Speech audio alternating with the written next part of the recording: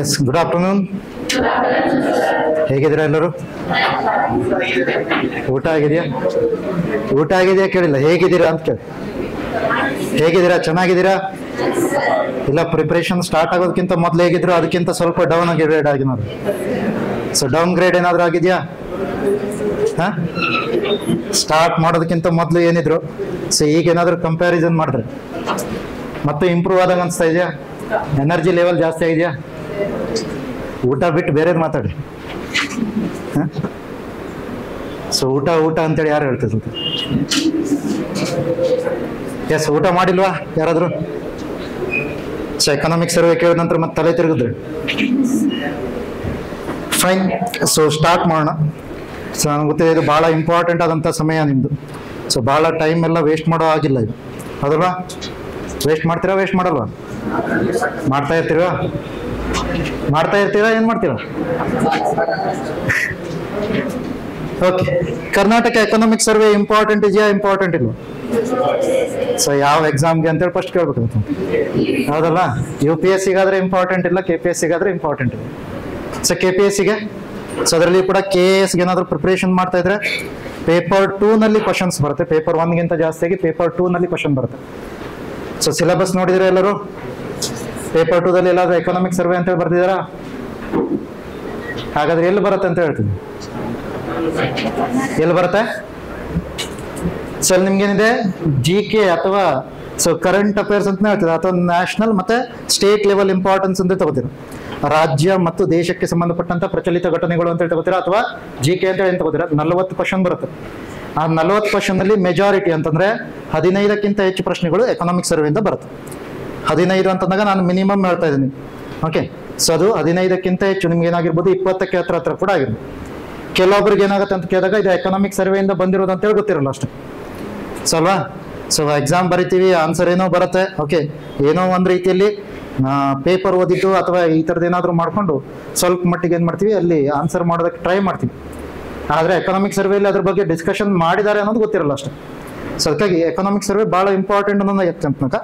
So ಆ ಥರ ನಿಮ್ಗೆ ಕ್ವಶನ್ಸ್ ಡೈರೆಕ್ಟಾಗಿ ಬರುತ್ತೆ. ಅದರದ್ದು ಜೊತೆಯಲ್ಲಿ ಮತ್ತೆ ಯಾವ ರೀತಿಯ ಕ್ವಶನ್ಸ್ಗಳಿಗೆ ಅಲ್ಲಿ ನೀವು ಎಕ್ಸ್ಪೆಕ್ಟ್ ಮಾಡ್ಬೋದು ಅಂತ ಕೇಳಿದಾಗ, ಫ್ಯಾಕ್ಚುಯಲ್ ಬೇಸಿಸ್ ಆಗಿ ಕರ್ನಾಟಕ ಬಜೆಟಿಂದ ಕೂಡ ನೀವು ಏನು ನೋಡ್ತೀರಾ, ಕ್ವಶನ್ಗಳು ನೋಡ್ತೀರಾ. ಫ್ಯಾಕ್ಚುಯಲ್ ಬೇಸಿಸ್, ಕೆಲವೊಂದು ಯೋಜನೆಗಳಿಗೆ ಎಷ್ಟು ದುಡ್ಡನ್ನು ಕೊಟ್ಟಿದ್ದಾರೆ, ಅಥವಾ ಓವರ್ ಆಲ್ ಆಗಿ ಬಜೆಟ್ನ ಗಾತ್ರ ಏನು, ಸೊ ಯಾವ ಇಲಾಖೆಗೆ ಎಷ್ಟು ದುಡ್ಡನ್ನು ಕೊಟ್ಟಿದ್ದಾರೆ, ಈ ಥರದ್ದೆಲ್ಲ ಕ್ವಶನ್ಸ್ಗಳನ್ನ ಕೇಳಿದ್ದಾರೆ, ಹೌದಲ್ವಾ? ಓಕೆ, ಸೊ ನಾವು ಇವತ್ತಿಂದ ಏನು ಡೈಲಿ ಸೀರೀಸ್ ಇರುತ್ತೆ, ಡೈಲಿ ಮಧ್ಯಾಹ್ನ 2 hours. ಸೊ ಅಗೇನ್ ಓಪನ್ ಆಗೇ ಇಟ್ಟಿದ್ದೀವಿ. ಸೊ ಅದರಲ್ಲಿ ಕರ್ನಾಟಕ ಎಕನಾಮಿಕ್ ಸರ್ವೆಯನ್ನು ಕವರ್ ಮಾಡುವಂಥ ಪ್ರಯತ್ನ ಮಾಡ್ತೀವಿ. ಅಗೇನ್ ಯಾಕೆ ಒಂದೇ ದಿವಸದಲ್ಲಿ 2 ತಾಸಲ್ಲಿ ಎಲ್ಲ ಕವರ್ ಮಾಡ್ಬೋದಿತ್ತಲ್ವಾ ಅಂತ ಹೇಳ್ತೀವಿ, ಹೌದಲ್ಲ? ಸೊ ಒಂದೇ ದಿವಸದಲ್ಲಿ 2 ತಾಸಲ್ಲಿ ಕವರ್ ಮಾಡೋದಕ್ಕೆ ಸಾಧ್ಯನಾ? 700 ಪೇಜಸ್ ಇದೆ. 700 ಪೇಜಸ್ ಇದೆ. ಒಂದೇ ದಿವಸದಲ್ಲಿ ನಾನು ಕವರ್ ಮಾಡಿದ್ರು ನಿಮ್ಗೆ ಅರ್ಥ ಆಗತ್ತಾ? ಸೊ ನನಗೆ ಆಲ್ರೆಡಿ 3 ರಿವಿಷನ್ ಆಗಿದೆ, ನಾನು ಹೇಳ್ತೀನಿ ಆರಾಮಾಗಿ. ಸೊ 3 ಬೇರೆ ಬೇರೆ ಬ್ಯಾಚ್ಗೆ ಪಾಠ ಮಾಡಾಗಿದೆ, ನನಗೆ 3 ರಿವಿಷನ್ ಆಗಿದೆ, ನಾನು ಆರಾಮಾಗಿ ಹೇಳ್ತೀನಿ. ಅದು ನಿಮ್ಗೆ ಅರ್ಥ ಮಾಡ್ಕೊಳ್ಳೋದು ಸ್ವಲ್ಪ ಕಷ್ಟ ಆಗುತ್ತೆ. ಅದಕ್ಕಾಗಿ ನಾವೇನು ಮಾಡ್ತೀವಿ, ಸೊ ಪೇಸ್ಡ್ ಮ್ಯಾನರಲ್ಲಿ ಹೋಗ್ತೀವಿ. ಈಗ ನಾವೇನಾದರೂ ಸೊ 3 ಚಾಪ್ಟರ್ ಇವತ್ತು ಕಂಪ್ಲೀಟ್ ಮಾಡುವಂಥ ಉದ್ದೇಶವನ್ನು ಹೊಂದಿದ್ವಿ. 3 ಚಾಪ್ಟರ್ ಕಂಪ್ಲೀಟ್ ಆದರೆ ನೀವೇನು ಮಾಡಬೇಕು, ರೂಮ್ಗೆ ಹೋದ ನಂತರ ಮತ್ತೊಂದ್ಸಲ ಅದನ್ನ ಓದಬೇಕು. ಓಕೆ, ಸೊ ಈಗ ನೋಡಿ, ಇಲ್ಲಿ ನಾವು ಏನ ಪ್ರಯತ್ನ ಮಾಡ್ತೀವಿ ಅದಕ್ಕೆ ನಿಮ್ಮ ಒಂದು ಸಹಕಾರ ಇಲ್ಲ ಅಂತಂದ್ರೆ ಯಾವುದೇ ರೀತಿಯಲ್ಲಿ ಆ ಪ್ರಯತ್ನಕ್ಕೆ ಏನಿಲ್ಲ, ಫಲ ಇಲ್ಲ. ಸೊ ನಾವೇನೋ ಸುಮ್ಮನೆ ಹೇಳ್ಬೋದು, ಹೌದಲ್ವಾ? ಅದಕ್ಕಾಗಿ ಹೇಳ್ತೀನಿ, ನೀವು ಮತ್ತೆ ಅದನ್ನ ಓದಬೇಕು. ಸೊ ಫ್ಯಾಕ್ಚುಯಲ್ ಡೀಟೇಲ್ಸ್ಗಳನ್ನ ಮತ್ತೆ ಮತ್ತೆ ನೀವು ರಿವಿಷನ್ ಮಾಡಲೇಬೇಕು. ಸೊ ಇಲ್ಲ ಅಂತಂದ್ರೆ ನಮ್ಮಲ್ಲಿ ಒಂದು ಸಹಜವಾದಂಥ ಗುಣ ಏನಿದೆ ಮನುಷ್ಯನಲ್ಲಿ ಅಂತಂದಾಗ, ಮರೆವು ಸಹಜ ಗುಣ. ಯಾರಾದ್ರೂ ಓದಿದ್ದು ಒಂದು ಚೂರು ಮರೆಯಲ್ಲ ಅನ್ನೋದು ಇದೆಯಾ ಯಾರಿಗಾದ್ರು? ಸೊ ಆ ಥರದವ್ರು ಯಾರಾದ್ರೂ ಇದ್ರೆ ಸೊ ಅವ್ರು ಮತ್ತೆ ಅಬ್ನಾರ್ಮಲ್ ಆಗ್ಬಿಡ್ತಾರೆ. ಸೊ ವಿಲಕ್ಷಣ ಪ್ರಭೇದಕ್ಕೆ ಸೇರಿದವರು, ಎಕ್ಸಾಟಿಕ್ ಸ್ಪೀಸೀಸ್ ಅಂತ ಹೇಳ್ಬೋದು. ಸೊ ಸ್ಟಾರ್ಟ್ ಮಾಡೋಣ. ಹಾಗಾದ್ರೆ ಮೊದಲನೇ ಚಾಪ್ಟರ್ನ ಸ್ಟಾರ್ಟ್ ಮಾಡೋಣ. ಮೊದಲನೇ ಚಾಪ್ಟರ್ ಯಾವುದಕ್ಕೆ ಸಂಬಂಧಪಟ್ಟಿದೆ ಅಂತ ಹೇಳಿ ನೋಡೋದಕ್ಕಿಂತ ಮೊದಲು ಸೊ ಕೆಲವೊಂದು ಈ ಥರದ ಕಾನ್ಸೆಪ್ಟ್ಗಳು ಗೊತ್ತಿರೋದು ನಿಮಗೆ. ಯಾರು ಇದನ್ನ ಬಿಡುಗಡೆ ಮಾಡ್ತಾರೆ? ಸೊ ಯಾರು ಬಿಡುಗಡೆ ಮಾಡ್ತಾರೆ ಎಕನಾಮಿಕ್ ಸರ್ವೆ ಅಂತಂದಾಗ ಆನ್ಸರ್ ನಿಮ್ಮ ಮುಂದೆ ಇದೆ. ಸೊ ಯಾರು ಬಿಡುಗಡೆ ಮಾಡ್ತಾರೆ? ಯೋಜನೆ, ಕಾರ್ಯಕ್ರಮ ಸಂಯೋಜನೆ ಮತ್ತು ಸಾಂಖ್ಯಿಕ ಇಲಾಖೆ ಅಂತ ಕರಿತಾರೆ. ಅಂದ್ರೆ ಏನೇನಿದೆ ಇದ್ರ ಒಳಗಡೆ? ಪ್ಲಾನಿಂಗ್, ಪ್ರೋಗ್ರಾಮ್ ಇಂಪ್ಲಿಮೆಂಟೇಷನ್ ಮತ್ತೆ ಸ್ಟ್ಯಾಟಿಸ್ಟಿಕ್ಸ್ ಡಿಪಾರ್ಟ್ಮೆಂಟ್ ಅಂತ ಕರಿತೀವಿ. ಓಕೆ, ಸೊ ಆ ಒಂದು ಡಿಪಾರ್ಟ್ಮೆಂಟ್ ಏನ್ ಮಾಡುತ್ತೆ, ಈ ಒಂದು ಎಕನಾಮಿಕ್ ಸರ್ವೆಯನ್ನು ಹೊರತರುತ್ತೆ. ಸೊ ಮೊದಲನೇದಾಗಿ ಇಲ್ಲಿ ಸ್ಟಾರ್ಟ್ ಮಾಡ್ತೀನಿ.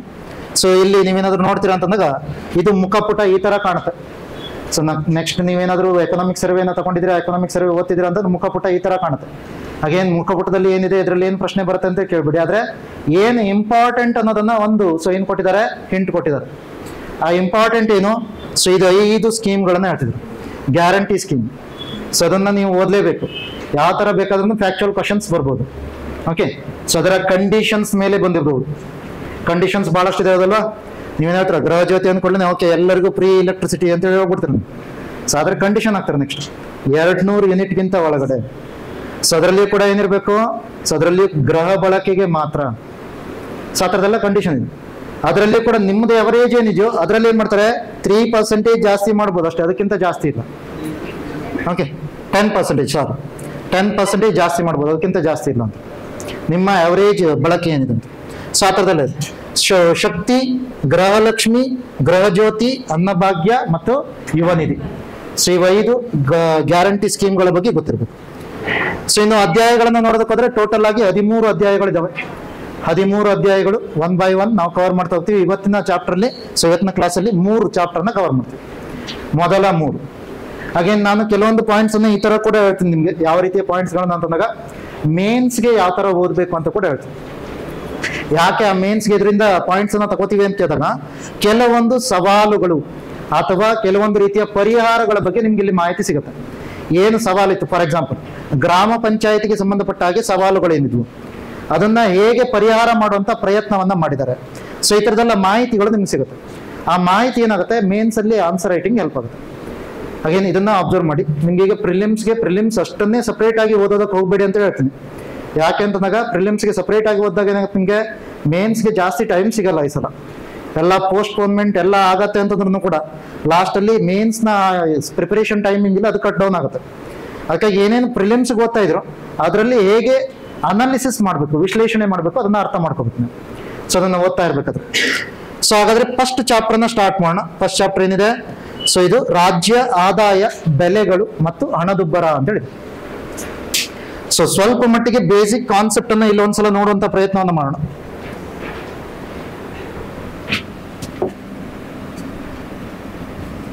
ಬೇಸಿಕ್ ಕಾನ್ಸೆಪ್ಟ್ ಅನ್ನ ಒಂದ್ಸಲ ನೋಡುವಂತ ಪ್ರಯತ್ನ ಮಾಡೋಣ. ಅಗೇನ್ ಸ್ಟ್ಯಾಟಿಕ್ ಪೋರ್ಷನ್ ಏನೇನು ಗೊತ್ತಿದೆ ಅದನ್ನ ಆನ್ಸರ್ ಮಾಡ್ಕೋತ ಹೋಗಿ. ಸೊ ನೀವು ಆನ್ಸರ್ ಮಾಡಿದಾಗ ನಮ್ಗೆ ಈಸಿ ಆಗುತ್ತೆ. ಸೊ ಇದರಲ್ಲಿ ಮೊದಲನೇದಾಗಿ ರಾಜ್ಯ ಆದಾಯ ಅಂತ ಹೇಳ್ತಿದ್ರಲ್ಲ, ಈಗ ಮೊದಲನೇದಾಗಿ ನಾನೇನ್ ನೋಡ್ತೀನಿ ಅಂತ ಕೇಳಿದಾಗ ಇದರಲ್ಲಿ ರಾಷ್ಟ್ರೀಯ ಆದಾಯದ ಪರಿಕಲ್ಪನೆ ಸ್ವಲ್ಪ ಮಟ್ಟಿಗೆ ನಿಮ್ಗೆ ಗೊತ್ತಿದೆಯಾ ಅಂತ ಚೆಕ್ ಮಾಡ್ತೀನಿ. ರಾಷ್ಟ್ರೀಯ ಆದಾಯ ಅಥವಾ national income, concepts associated with national income ಅಂತ ನೋಡ್ತೀನಿ. ಈಗ GDP, GNP, NDP, NNP, per capital income ಈ ತರದೆಲ್ಲ ಟರ್ಮ್ ಎಲ್ಲಾದ್ರೂ ಕೇಳ್ದಾಗಿದ್ಯಾ? ಸೊ ಕೇಳ್ದಾಗಿದ್ಯಾ?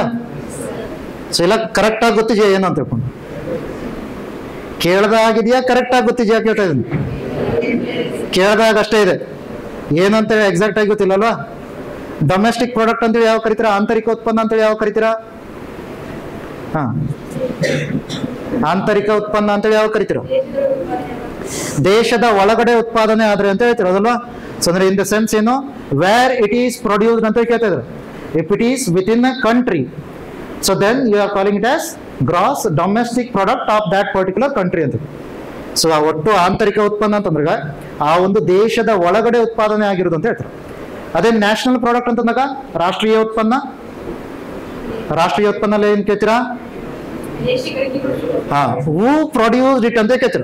ಬಹಳ ಕಾಂಪ್ಲಿಕೇಟ್ ಮಾಡೋದಕ್ಕೆ ಹೋಗ್ಬೇಡಿ. ಹೂ ಪ್ರೊಡ್ಯೂಸ್ಡ್ ಇಟ್, ಯಾರು ಅದನ್ನ ಉತ್ಪಾದನೆ ಮಾಡಿದ್ದಾರೆ. ನಮ್ಮ ದೇಶದ ನಾಗರಿಕರಾದ್ರೆ ಅದನ್ನ ಏನ್ ತಗೋತೀವಿ, ಅದು ಭಾರತದ GNP ಒಳಗಡೆ ಕೌಂಟ್ ಮಾಡ್ತೀವಿ ಅಂತ ಹೇಳಿ. ಆ ನಾಗರಿಕರು ಭಾರತದಲ್ಲಿ ಕೂಡ ಇರ್ಬೋದು, ಬೇರೆ ದೇಶದಲ್ಲಿ ಕೂಡ ಇರ್ಬೋದು, ಅದಲ್ವಾ. ಸದ್ಯ ಹೇಳ್ತೀನಿ. ಸೇಮ್ ವೇ ಭಾರತದಲ್ಲಿ ಉತ್ಪಾದನೆ ಆಗಿದ್ದು ಅಂತಂದಾಗ ಭಾರತೀಯರು ಕೂಡ ಕಾಂಟ್ರಿಬ್ಯೂಟ್ ಮಾಡಿರ್ಬೋದು, ವಿದೇಶಿಯರು ಕೂಡ ಕಾಂಟ್ರಿಬ್ಯೂಟ್ ಮಾಡಿರ್ಬೋದು ಭಾರತದಲ್ಲಿ ಉತ್ಪಾದನೆ ಆಗಿರೋದು ಅಂತ. ಸೊ ಈ ತರದೆಲ್ಲ ಒಂದು ಕಾನ್ಸೆಪ್ಟ್ ಅನ್ನ ನ್ಯಾಷನಲ್ ಇನ್ಕಮ್ಗೆ ಸಂಬಂಧಪಟ್ಟ ಕೇಳಿರ್ತಾರೆ. ಇನ್ನು GDP ಮತ್ತೆ NDP ಇದ್ರ ಮಧ್ಯೆ ಏನಿದೆ ರಿಲೇಷನ್? ಸೊ GDP ಒಳಗಡೆ ಏನನ್ನ ಕಳಿಬೇಕು? ಸವಕಳಿ ವೆಚ್ಚ, ಡಿಪ್ರಿಸಿಯೇಷನ್ ಕಾಸ್ಟ್ ಅಂತ ಏನೋ ಕಳಿತೀರ ಅದಲ್ಲ. ಡಿಪ್ರಿಸಿಯೇಷನ್ ಕಾಸ್ಟ್ ಕೇಳ್ದಾಗಿದ್ಯಾ ಕೇಳ್ದಾಗಿಲ್ಲ? ಸೊ ಕೇಳ್ದಾಗಿದ್ಯಾ? ಹಾ, ಸವಕಳಿ ವೆಚ್ಚ ಅಂದ್ರೆ ಏನಾಗಾದ್ರೆ ಓಕೆ, ಯಂತ್ರೋಪಕರಣಗಳನ್ನ ಬಳಸಿರೋದ್ರಿಂದಾಗಿ ನೀವೇನ್ ಮಾಡಿದಿರಾ, ಪ್ರೊಡಕ್ಷನ್ ಮಾಡ್ಬೇಕಾದ್ರೆ ಬಹಳಷ್ಟು ಬೇರೆ ಬೇರೆ ಮಷಿನರಿಗಳನ್ನ ಬಳಸಿದಿರ. ಆ ಮಷಿನರಿಗಳನ್ನ ಬಳಸಿರೋದ್ರಿಂದ ಮಷಿನರಿನ ವ್ಯಾಲ್ಯೂ ಏನಿದೆ ಅದು ಕಡಿಮೆ ಆಗ್ತದೆ. ಸೊ ಅದರ ವ್ಯಾಲ್ಯೂ ಕಡಿಮೆ ಆಗ್ತದೆ, ಅಥವಾ ಅದನ್ನೇನ್ ಕರಿತೀರಾ ವೇರ್ ಅಂಡ್ ಟೇರ್. ಸೊ ಅದನ್ನ ಸವಕಳಿ ಆಗಿರೋದ್ರಿಂದಾಗಿ ಅದರ ಮೌಲ್ಯ ಕಡಿಮೆ ಆಗ್ತಿದೆ. ಅದನ್ನ ನಾವು ಕಳೆದ್ರೆ ಅವಾಗ ಏನಾಗ್ತು, ನಿವ್ವಳ ಆದಾಯಗಳು ಸಿಗುತ್ತೆ. ಅದು GNP ಇಂದ ನೀವೇನಾದ್ರೂ ಸವಕಳಿ ವೆಚ್ಚವನ್ನ ಡಿಪ್ರಿಸಿಯೇಷನ್ ಕಾಸ್ಟ್ ಅನ್ನ ಕಳೆದ್ರೆ NNP ಸಿಗುತ್ತೆ. GDP ಇಂದ ಸವಕಳಿ ವೆಚ್ಚವನ್ನ ಅಥವಾ ಸೊ ಈ ತರ ನೀವು ಡಿಪ್ರಿಸಿಯೇಷನ್ ಕಾಸ್ಟ್ ಅನ್ನ ಕಳೆದ್ರೆ ಅವಾಗ ಏನ್ ಸಿಗುತ್ತೆ, NDP ಸಿಗುತ್ತೆ. ಕಾನ್ಸೆಪ್ಟ್ ಕ್ಲಿಯರ್ ಇದೆಯಲ್ಲ? ಪರ್ ಕ್ಯಾಪಿಟಾ ಇನ್ಕಮ್ ಅಂದ್ರೆ ಏನು? ತಲಾವಾರು ಆದಾಯ. ತಲಾವಾರು ಆದಾಯ ಅಂದ್ರೆ ಏನು? ತಲಾವಾರು ಆದಾಯ ಹಿಂದಿನ ವೆಂಚರ್ ಎಲ್ಲ ಏನ್ ಕೇಳ್ತಿದ್ರು ಸರ್, ಎಕನಾಮಿಕ್ ಸರ್ವೆ ಹೇಳ್ತಿದ್ದೀರಾ ಅಂತ ಹೇಳಿ ಕರ್ಸಿದ್ರಿ, ಈಗ ಪ್ರಶ್ನೆ ಕೇಳ್ತಿದ್ರ ಅಂತಿದ್ರ. ಸೊ ನೋಡಿ, ಅವೆಲ್ಲ ಬೇಸಿಕ್ ಕಾನ್ಸೆಪ್ಟ್, ಅದೆಲ್ಲ ನಿಮ್ಗೆ ಗೊತ್ತಿದೆ ಅಂತಂದ್ರೆ ನೆಕ್ಸ್ಟ್ ಏನು ಫ್ಯಾಕ್ಚುಯಲ್ ಡೀಟೇಲ್ಸ್ ಅರ್ಥ ಮಾಡ್ಕೋತೀವಲ್ಲ ಅದನ್ನ ಅರ್ಥ ಮಾಡ್ಕೊಳ್ಳೋದು ಈಸಿ ಆಗುತ್ತೆ. ಸೊ ಅದಕ್ಕೆ ಕೇಳ್ತೇನೆ, ಪರ್ ಕ್ಯಾಪಿಟಲ್ ಇನ್ಕಮ್ ಅಂದ್ರೆ ಏನು? ತಲಾವಾರು ಆದಾಯ.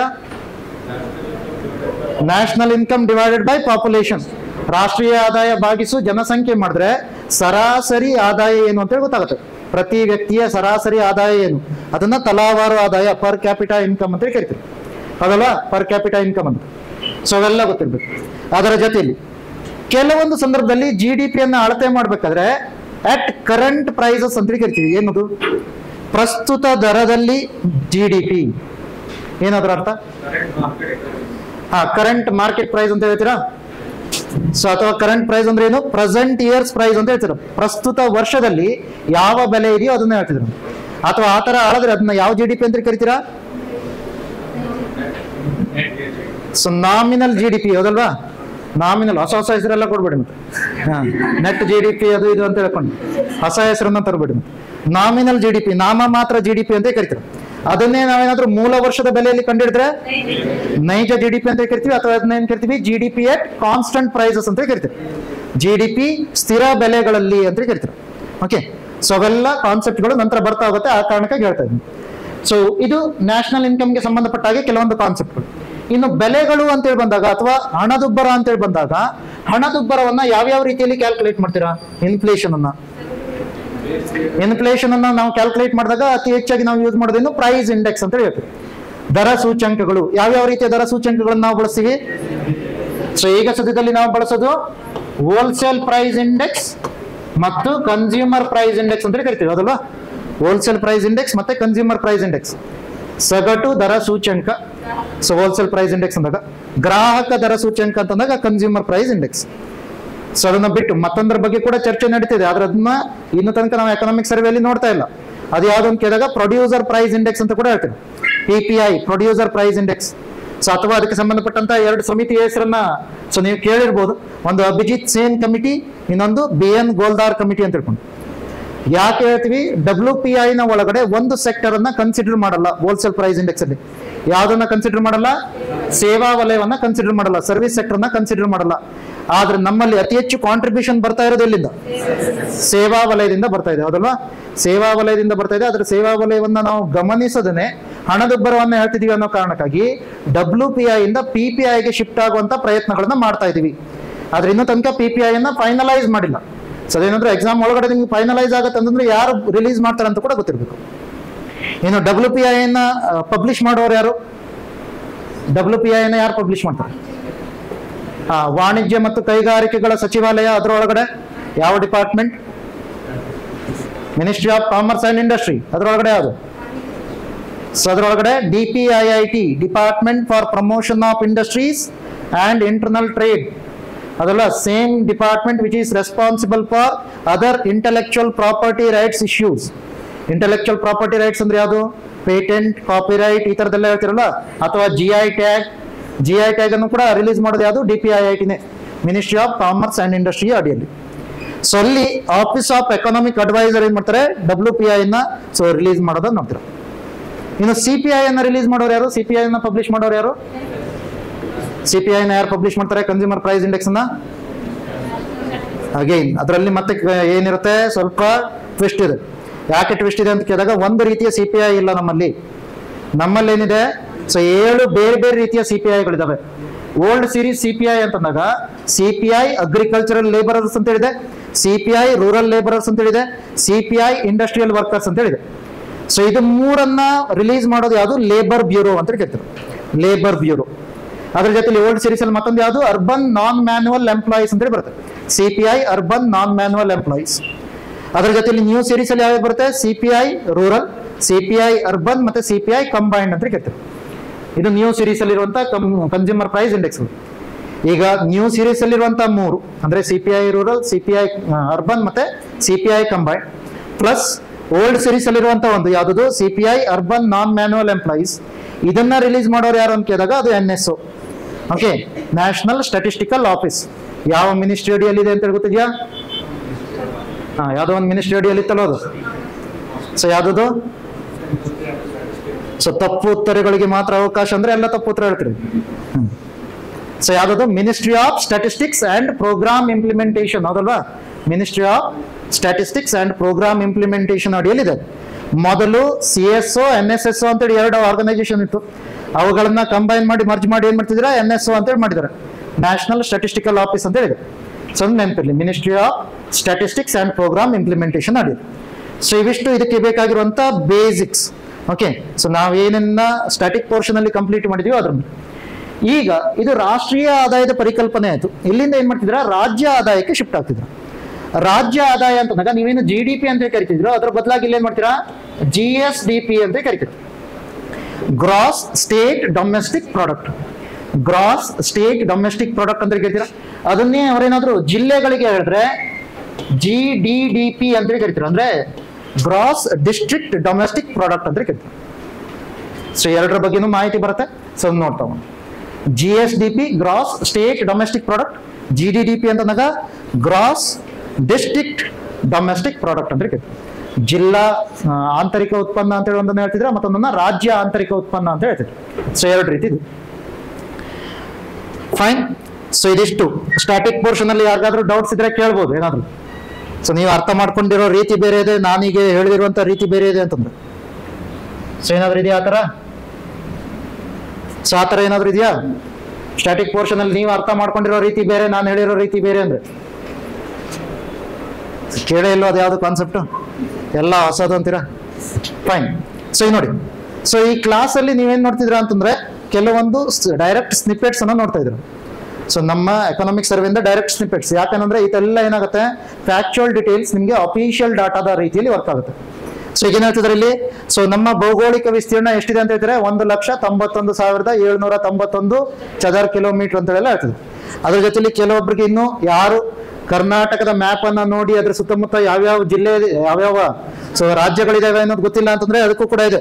ಉತ್ತರದಲ್ಲಿ ಮಹಾರಾಷ್ಟ್ರ, ಗೋವಾ, ಪೂರ್ವದಲ್ಲಿ ಆಂಧ್ರ ಪ್ರದೇಶ ಹಾಗೂ ತೆಲಂಗಾಣ, ದಕ್ಷಿಣದಲ್ಲಿ ತಮಿಳುನಾಡು, ಕೇರಳ, ಪಶ್ಚಿಮದಲ್ಲಿ ಅರಬ್ಬಿ ಸಮುದ್ರ ಇದೆ ಅಂತ. ಓಕೆ, ಸೊ ಅದೇನಾದ್ರೂ ಗೊತ್ತಿಲ್ಲ ಅಂದ್ರೆ ಅದನ್ನು ಕೂಡ ನೀವು ಇಲ್ಲಿಂದ ಕಲಿಬಹುದು ಅಂತ ಹೇಳ್ತಾ ಇದ್ದೀನಿ. ಬರೀ ಜಿಯೋಗ್ರಫಿಗೆ ಸಂಬಂಧಪಟ್ಟ ಹಾಗೆ ಅಥವಾ ಎಕನಾಮಿಕ್ ಸಂಬಂಧಪಟ್ಟ ಹಾಗೆ ಮಾತ್ರ ಎಕನಾಮಿಕ್ ಸರ್ವೆ ಇಲ್ಲಿ ಇದೆ ಅಂತ ಹೇಳಲ್ಲ, ಎಲ್ಲಾ ಸಬ್ಜೆಕ್ಟ್ಗೆ ಸಂಬಂಧಪಟ್ಟಾಗಿದೆ ಇಲ್ಲಿ, ಅದಕ್ಕಾಗಿ ನೋಡ್ತೇವೆ. ಸೊ ಅಗೇನ್ ಈ ತರದ ಏನಾದ್ರು ಫ್ಯಾಕ್ಚುಯಲ್ ಡೀಟೇಲ್ಸ್ ಇದ್ರೆ ನೀವು ಓದ್ಕೊಳ್ಳೋದಕ್ಕಾಗತ್ತಲ್ವಾ? ಓದ್ತಿರಲ್ಲ ಈ ತರ ಏನಾದ್ರು ಇದ್ರೆ? ಸೊ ಇದನ್ನ ಓದೋದಕ್ಕಾಗಬೇಕು. ಅದರಲ್ಲಿ ಕೂಡ ಯಾರು ಮೇನ್ಸ್ಗೆ ಪ್ರಿಪರೇಷನ್ ಮಾಡ್ತಿರಲ್ವಾ, ಸೊ ಅವರು PTK ಮತ್ತೆ ಮುಂದಿನ ಹಾದಿ ಅಂತೇಳಿ ಬರುತ್ತೆ, ಲಾಸ್ಟ್ ಇಂಟ್ರೊಡಕ್ಷನ್ ಪಾರ್ಟ್ ಮತ್ತೆ ವೇ ಫಾರ್ವರ್ಡ್ ಅಂತೇಳಿ ಬರುತ್ತೆ, ಅಥವಾ ಕನ್ಕ್ಲೂಷನ್ ಅಂತೇಳಿ ಕರಿಬಹುದು. ಸೊ ಅವು ಎರಡು ಪಾರ್ಟ್ ಅನ್ನ ಓದಲೇಬೇಕು. ಸೊ ಅದು ಇಂಗ್ಲಿಷ್ ಮೀಡಿಯಂ ಅಲ್ಲಿ ಆದ್ರೆ ಇಂಗ್ಲಿಷ್ ಮೀಡಿಯಂ ನಲ್ಲಿ ಓದಿ, ಕನ್ನಡ ಮೀಡಿಯಂ ನಲ್ಲಿ ಬರೆಯೋರಾದ್ರೆ ಕನ್ನಡ ಮೀಡಿಯಂ ನಲ್ಲಿ ಓದಿ. ಸೊ ಇದು ಏನ್ ಮಾಡುತ್ತೆ ನಿಮ್ಗೆ ಹೆಲ್ಪ್ ಅಂತಂದಾಗ ಸೆಂಟೆನ್ಸ್ ಫಾರ್ಮೇಶನ್ ಏನ್ ಮಾಡ್ಬೇಕಲ್ಲ ಅದನ್ನ ಸ್ವಲ್ಪ ಮಟ್ಟಿಗೆ ಅನೌನ್ಸ್ ಮಾಡುತ್ತೆ. ಯಾವ ರೀತಿಯಲ್ಲಿ ಒಂದು ಡಿಪ್ಲೊಮ್ಯಾಟಿಕ್ ಸ್ಟೇಟ್ಮೆಂಟ್ ಅನ್ನ ಬರೀತೀರಾ ನೀವು. ಓಕೆ, ಯಾಕಂದ್ರೆ ಆಲ್ರೆಡಿ ನಿಮ್ ತರನೇ ಯಾರೋ ಆಫೀಸರ್ ಆಗಿರುವಂತವ್ರು ಬರ್ದಿರೋದು. ಸೊ ಆ ಕಾರಣಕ್ಕಾಗಿ ನೀವು ಕೂಡ ಮುಂದೊಂದು ದಿವಸ ಈ ತರದ ಡಾಕ್ಯುಮೆಂಟ್ ಗಳನ್ನ ರೆಡಿ ಮಾಡ್ಲಿ ಅನ್ನೋ ಕಾರಣಕ್ಕಾಗಿ ನಿಮ್ಗೆ ಆನ್ಸರ್ ರೈಟಿಂಗ್ ಪ್ರಾಕ್ಟೀಸ್ ಮಾಡಿಸ್ತೀವಿ. ಆನ್ಸರ್ ರೈಟಿಂಗ್ ಪ್ರಾಕ್ಟೀಸ್ ಮಾಡಿಸೋದು ಯಾಕಂತಂದಾಗ ಅದಕ್ಕೆ.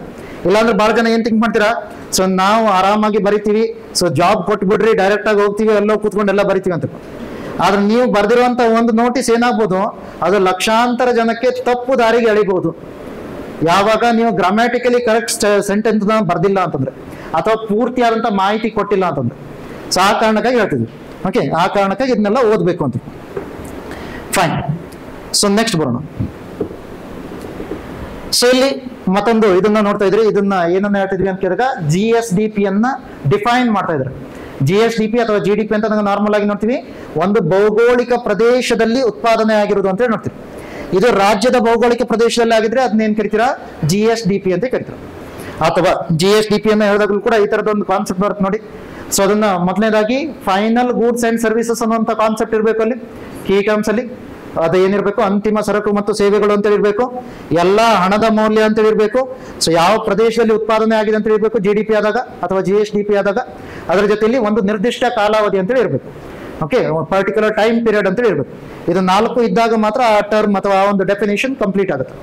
ಸೊ ಇಲ್ಲಿ ಅದನ್ನೇ ನೀವು ನೋಡ್ಬೋದು, ರಾಜ್ಯದ ಭೌಗೋಳಿಕ ವಿಸ್ತೀರ್ಣದಲ್ಲಿ ಉತ್ಪಾದನೆಯಾಗುವ ಎಲ್ಲಾ ಸರಕು ಮತ್ತು ಸೇವೆಗಳ ಆರ್ಥಿಕ ಮೌಲ್ಯವನ್ನ ಪುನರಾವರ್ತಿಸದೆ ಒಂದು ನಿರ್ದಿಷ್ಟ ಅವಧಿಗೆ ಸಾಧಾರಣವಾಗಿ ಹಣಕಾಸು ವರ್ಷಕ್ಕೆ ಒಟ್ಟುಗೂಡಿಸುವುದನ್ನ ರಾಜ್ಯ ಆಂತರಿಕ ಉತ್ಪನ್ನ ಎಂದು ವ್ಯಾಖ್ಯಾನಿಸಲಾಗಿದೆ ಅಂತ ಹೇಳ್ತೀವಿ. ಸೊ ಈಗ ಕೆಲವೊಬ್ಬರಿಗೆ ಇಲ್ಲಿ ಡೌಟ್ ಬರ್ಬೋದು, ಏನು ಅಂತಿಮ ಸರಕು ಮತ್ತು ಸೇವೆ ಅಂತೇಳಿ ಇಲ್ಲ, ಫೈನಲ್ ಗೂಡ್ಸ್ ಅಂಡ್ ಸರ್ವಿಸಸ್ ಅಂತೇಳಿ ಇಲ್ಲ ಅಂತ, ಹೌದಲ್ವಾ? ಸೊ ಎಲ್ಲಾಯ್ತು ಅದಾಗಾದ್ರೆ? ಹಾ, ಸೊ ವೆರಿ ಗುಡ್. ಸೊ ಇಲ್ಲೇನಾಗಿದೆ, ಪುನರಾವರ್ತಿಸದೆ ಅಂತೇಳಿ ಮೀನಿಂಗ್ ಕೊಟ್ಟಿರೋದ್ರಿಂದಾಗಿ ಸೊ ಡಬಲ್ ಕೌಂಟಿಂಗ್ ಮಾಡ್ದೇನೆ ಸಿಂಗಲ್ ಟೈಮ್ ಅನ್ನ ಕೌಂಟಿಂಗ್ ಮಾಡ್ತಿದ್ರೆ ಅಂದ್ರೆ ಮೀನಿಂಗ್ ಏನು? So it is nothing but final goods and services. ಅಂತಿಮ ಸರಕು ಮತ್ತು ಸೇವೆಗಳನ್ನ ಬಿಟ್ಟು ನೀವೇನಾದ್ರೂ ಮಧ್ಯಂತರ ಸರಕುಗಳನ್ನ ಈ ತರ ಕನ್ಸಿಡರ್ ಮಾಡಿದ್ರೆ ಅದೇನಾಗುತ್ತೆ, ಡಬಲ್ ಕೌಂಟಿಂಗ್ ಆಗಿರುತ್ತೆ ಇನ್ಕಮ್ ಅಲ್ಲಿ. ಸೊ ಅದು ಆಗ್ಬಾರ್ದು ಅಂತ ಹೇಳ್ತಿದ್ರು, ಅದಕ್ಕಾಗಿ ಅದು ಪುನರಾವರ್ತಿಸದೆ ಅಂತ ಹೇಳ್ತಿದ್ರು. ಓಕೆ, ಸರಿ. ಸೊ ನೆಕ್ಸ್ಟ್, ಸೊ ಇದರಲ್ಲಿ ಕೆಲವೊಂದು ಟೇಬಲ್ಗಳನ್ನ ನೋಡ್ತೋಗೋಣ. ಟೇಬಲ್ ಅಲ್ಲಿ ಮೊದಲನೇದಾಗಿ ಏನೇನು ನೋಡಿಲಿ. ಸೊ ಇಲ್ಲಿ ರಾಜ್ಯದ ಒಟ್ಟು ಆಂತರಿಕ ಉತ್ಪನ್ನ, ಅದು ಕೂಡ ಯಾವ್ದ್ರಲ್ಲಿ ಹೇಳ್ತಿದ್ರು, ಪ್ರಸಕ್ತ ಬೆಲೆಗಳಲ್ಲಿ ಅಥವಾ ಕರೆಂಟ್ ಪ್ರೈಸಸ್ ಅಂತ ಹೇಳಿ. ಸೊ ಇದು ಕರೆಂಟ್ ಪ್ರೈಸ್ ಅಂದ್ರೆ ಸೊ ಈಗ ಈ ವರ್ಷದ ಬೆಲೆ ಏನಿದೆಯೋ ಅದರ ಆಧಾರದ ಮೇಲೆ ಇದೆ ಅಂತ ಹೇಳ್ತಿದ್ರು, ಪ್ರಸಕ್ತ ವರ್ಷದ ಬೆಲೆ ಏನು. ಸೊ ಇಲ್ಲೇನಾದ್ರೂ ನೀವು ರಾಜ್ಯದ ಒಟ್ಟು ಉತ್ಪನ್ನವನ್ನು ನೀವು ನೋಡೋದಕ್ಕೆ ಹೋದ್ರೆ ಎಷ್ಟಿದೆ, 25,733 ಕೋಟಿ ರೂಪಾಯಿಗಳು. ಓಕೆ, ಸೊ ಎಷ್ಟಿದೆ. ಸೊ ಇನ್ನು ಬೆಳವಣಿಗೆ ದರ ಅಂತ ಏನ್ ಕಂಪೇರ್ ಮಾಡ್ತೀವಿ, ಹಿಂದಿನ ವರ್ಷಕ್ಕೆ ಕಂಪೇರ್ ಮಾಡಿದ್ರೆ ಎಷ್ಟು ಜಾಸ್ತಿ ಆಗಿದೆ ಅಂತ ನೋಡ್ತೀರ. ಸೊ ಕರ್ನಾಟಕದ ಎಷ್ಟಿದೆ, 10.2% ಇನ್ಕ್ರೀಸ್ ಆಗಿರೋದು ನೋಡ್ತೀರ, 10.2% ಇನ್ಕ್ರೀಸ್.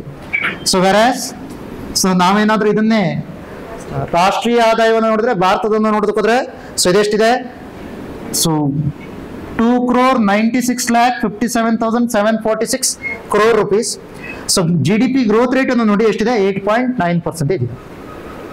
8.9% ಇದೆ. ಅಂದ್ರೆ ಏನನ್ನ ಹೇಳೋದಕ್ಕೆ ಟ್ರೈ ಮಾಡ್ತಿದೀವಿ, ಸೊ ಈಗ ಕರ್ನಾಟಕದನ್ನ ಮತ್ತೆ ನೀವು ಭಾರತದನ್ನ ಕಂಪೇರ್ ಮಾಡಿದ್ರೆ ಯಾವುದರ ಗ್ರೋತ್ ರೇಟ್ ಜಾಸ್ತಿ ಇದೆ?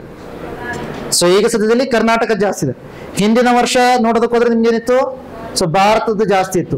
ಅದಕ್ಕೂ ಹಿಂದಿನ ವರ್ಷ ನೋಡೋದಕ್ಕೆ ಹೋದ್ರೆ ಮತ್ತೆ ಕರ್ನಾಟಕದ್ದು ಜಾಸ್ತಿ ಇದೆ ಅಂತ ಹೇಳ್ತಾರೆ. ಸೊ ಈಗ ಈ ತರದೆಲ್ಲ ಟರ್ಮ್ಸ್ ಇದ್ದಾಗ ನೀವೇನ್ ನೋಡ್ಬೇಕು, ಟ್ರೆಂಡ್ ಅನ್ನ ನೋಡ್ಬೇಕು, ಟ್ರೆಂಡ್ ಅನಲೈಸ್ ಮಾಡ್ಬೇಕು. For example trend trend based questions ಅಂದ್ರೆ ಯಾವ ತರ ಕೇಳಿರ್ತಾರೆ, ಭಾರತದ GDP ಬೆಳವಣಿಗೆ ದರಕ್ಕಿಂತ ಯಾವಾಗಲೂ ಕರ್ನಾಟಕದ GDP ಬೆಳವಣಿಗೆ ದರವು ಹೆಚ್ಚಾಗಿರುತ್ತದೆ. ಸ್ಟೇಟ್ಮೆಂಟ್ ಒಂದು ಆ ತರ ಇರ್ಬೋದು, ಹೌದಲ್ಲ? ಸೊ ಆ ಸ್ಟೇಟ್ಮೆಂಟ್ ಕೊಟ್ಟಾಗ ನಿಮ್ಗೆ ಏನ್ ಅನ್ಸುತ್ತೆ, ಸೊ ಈ ವರ್ಷದಷ್ಟನ್ನೇ ನೋಡಿದ್ರೆ ನಿಮ್ಗೆ ಹೌದು ಕರ್ನಾಟಕದ್ದು ಯಾವತ್ತೂ ಜಾಸ್ತಿ ಇರುತ್ತೆ ಅಂತ ಹೇಳಿ ಅನ್ಸುತ್ತೆ. ಆದ್ರೆ there are some instances where Indian GDP growth rate is also higher compare to Karnataka GDP growth rate ಅಥವಾ GSDP ಗ್ರೋತ್ ರೇಟ್. ಸೊ ಆ ಕಾರಣಕ್ಕಾಗಿ ಆ ಥರನೂ ಕೂಡ ನೀವೇನ್ ಮಾಡ್ಬೇಕು, ಟ್ರೆಂಡ್ ಬೇಸ್ಡ್ ಕ್ವಶನ್ಸ್ಗೆ ಯಾವ ರೀತಿ ಕೇಳ್ಬೋದು ಅಂತ ಹೇಳಿ ನೋಡ್ಬೇಕು. ಸೊ ಇದು ಆ ಥರದ ಒಂದು ಟ್ರೆಂಡ್ಗೆ ಸಂಬಂಧಪಟ್ಟ. ಓಕೆ, ಸೊ ನೆಕ್ಸ್ಟ್ ಅದನ್ನೇ ಮತ್ತೆ ಯಾವ್ದ್ರಲ್ಲಿ ನೋಡ್ತೀವಿ, ಸ್ಥಿರ ಬೆಲೆಗಳಲ್ಲಿ ನೋಡ್ತಾ ಇದ್ದೀರಾ. ಸೊ ಕಾನ್ಸ್ಟಂಟ್ ಪ್ರೈಸಸ್, ಸ್ಥಿರ ಬೆಲೆಗಳ ಒಳಗಡೆ ನೋಡ್ತಿದ್ರ ಕಾನ್ಸ್ಟಂಟ್ ಪ್ರೈಸಸ್ ಎಲ್ಲರಿಗೂ ಕಾಣ್ತಾ ಇದೆಯಲ್ವಾ? ಹಾ, ಸೊ ಕಾನ್ಸ್ಟಂಟ್ ಪ್ರೈಸ್ ಅಲ್ಲಿ ನೀವು ನೋಡಿದಾಗ ಮತ್ತೊಂದು ಏನ್ ಹೇಳ್ತಿದ್ರೆ, ಬೇಸ್ ಇಯರ್ ಯಾವ್ದು ಅನ್ನೋದನ್ನು ಕೂಡ ಹೇಳ್ತಿದ್ದಾರೆ, ಹೌದಲ್ಲ? ಮೂಲ ವರ್ಷ ಯಾವುದು, 2011-12 ಆಲ್ರೆಡಿ ಗೊತ್ತಿರೋದೆ. ಸೊ ಆದ್ರೆ ಅದು ಮತ್ತೊಂದ್ಸಲ ನೋಡ್ತಾ ಇದೀವಿ ಅಷ್ಟೇ. ಸೊ ಇನ್ನು ಇಲ್ಲಿ ನೀವು ನೋಡೋದಕ್ಕೆ ಹೋದ್ರೆ ಅಲ್ಲಿ ಎಷ್ಟಿತ್ತು, ಅಲ್ಲಿ 10% ಅಷ್ಟಿತ್ತು, ಇಲ್ಲಿ ಯಾಕೆ 6.6% ಆಗ್ತೈತೆ. ಸೊ ಅದೇ ರೀತಿ ಇಲ್ಲಿ ನೀವೇನಾದ್ರೂ ಇದನ್ನು ಕೂಡ ನೋಡೋದಕ್ಕಾದ್ರೆ ಇಂಡಿಯಾದನ್ನು ನೋಡೋದಕ್ಕೋದ್ರೂ ಕೂಡ 7.3% ಆಗ್ತಾ ಇದೆ. ಸೊ ಯಾಕೆ ಆತರ? ಸೊ ಅಲ್ಲೇನಾಗ್ತದೆ, ಪ್ರಸಕ್ತ ಬೆಲೆ ಮತ್ತೆ ನೀವು ನೈಜ ಬೆಲೆ ಅಥವಾ ಸೊ ಕಾನ್ಸ್ಟಂಟ್ ಪ್ರೈಸ್ ಅನ್ನು ನೋಡೋದಕ್ಕೋದ್ರೆ ಸ್ಥಿರ ಬೆಲೆಗಳ ಒಳಗಡೆ ಏನ್ ಡಿಫ್ರೆನ್ಸ್ ಇದೆ, ಹಣದುಬ್ಬರವನ್ನ ತೆಗೆದುಹಾಕಲಾಗಿದೆ. ಇದರಲ್ಲಿ ಸ್ಥಿರ ಬೆಲೆಗಳಲ್ಲಿ ನೀವು ತಗೊಂಡಾಗ ಹಣದುಬ್ಬರದ ಪರಿಣಾಮ ಏನಿಲ್ಲ ಅದನ್ನು ತೆಗೆದುಹಾಕಿದ್ರೆ, ಅಥವಾ ಇನ್ಫ್ಲೇಷನ್ ಅಡ್ಜಸ್ಟೆಡ್ GSDP ಅಥವಾ GDP ಅಂತ ಕರಿತಿದ್ರು, ಇನ್ಫ್ಲೇಷನ್ ಅಡ್ಜಸ್ಟೆಡ್. ಸೊ ಹಣದುಬ್ಬರವನ್ನ ತೆಗೆದುಹಾಕಿರೋದು ಅಂತ. ಆ ಹಣದುಬ್ಬರವನ್ನ ತೆಗೆದುಹಾಕಿರೋದ್ರಿಂದಾಗಿ ನಿಮ್ಗೆ ಏನ್ ಕಾಣ್ತಾ ಇದೆ, ಸೊ ಇಲ್ಲಿ ಗ್ರೋತ್ ರೇಟ್ ಕಡಿಮೆ ಕಾಣ್ತಾ ಇದೆ. ಅಥವಾ ಇನ್ನೊಂದು ರೀತಿಯಲ್ಲಿ ನೀವೇನ್ ಹೇಳ್ಬೋದು, ಹಣದುಬ್ಬರ ಇದ್ದಿದ್ರಿಂದಾಗಿ ನಿಮ್ಗೇನು ಕಾಣ್ತಾ ಇತ್ತು, ಆ present year price, current price ಏನಿದೆಯಲ್ಲ ಅದರ ಒಳಗಡೆ ಏನಿತ್ತು, ಸೊ ಎಲ್ಲ ಜಾಸ್ತಿ ಇದ್ದಾಗೆ ಕಾಣ್ತಾ ಇತ್ತು. ಸೊ ಇಲ್ಲಿ ಅದು ಕಡಿಮೆ ಆಗ್ತಿರೋದು ಕಾಣ್ತಾ ಇತ್ತು.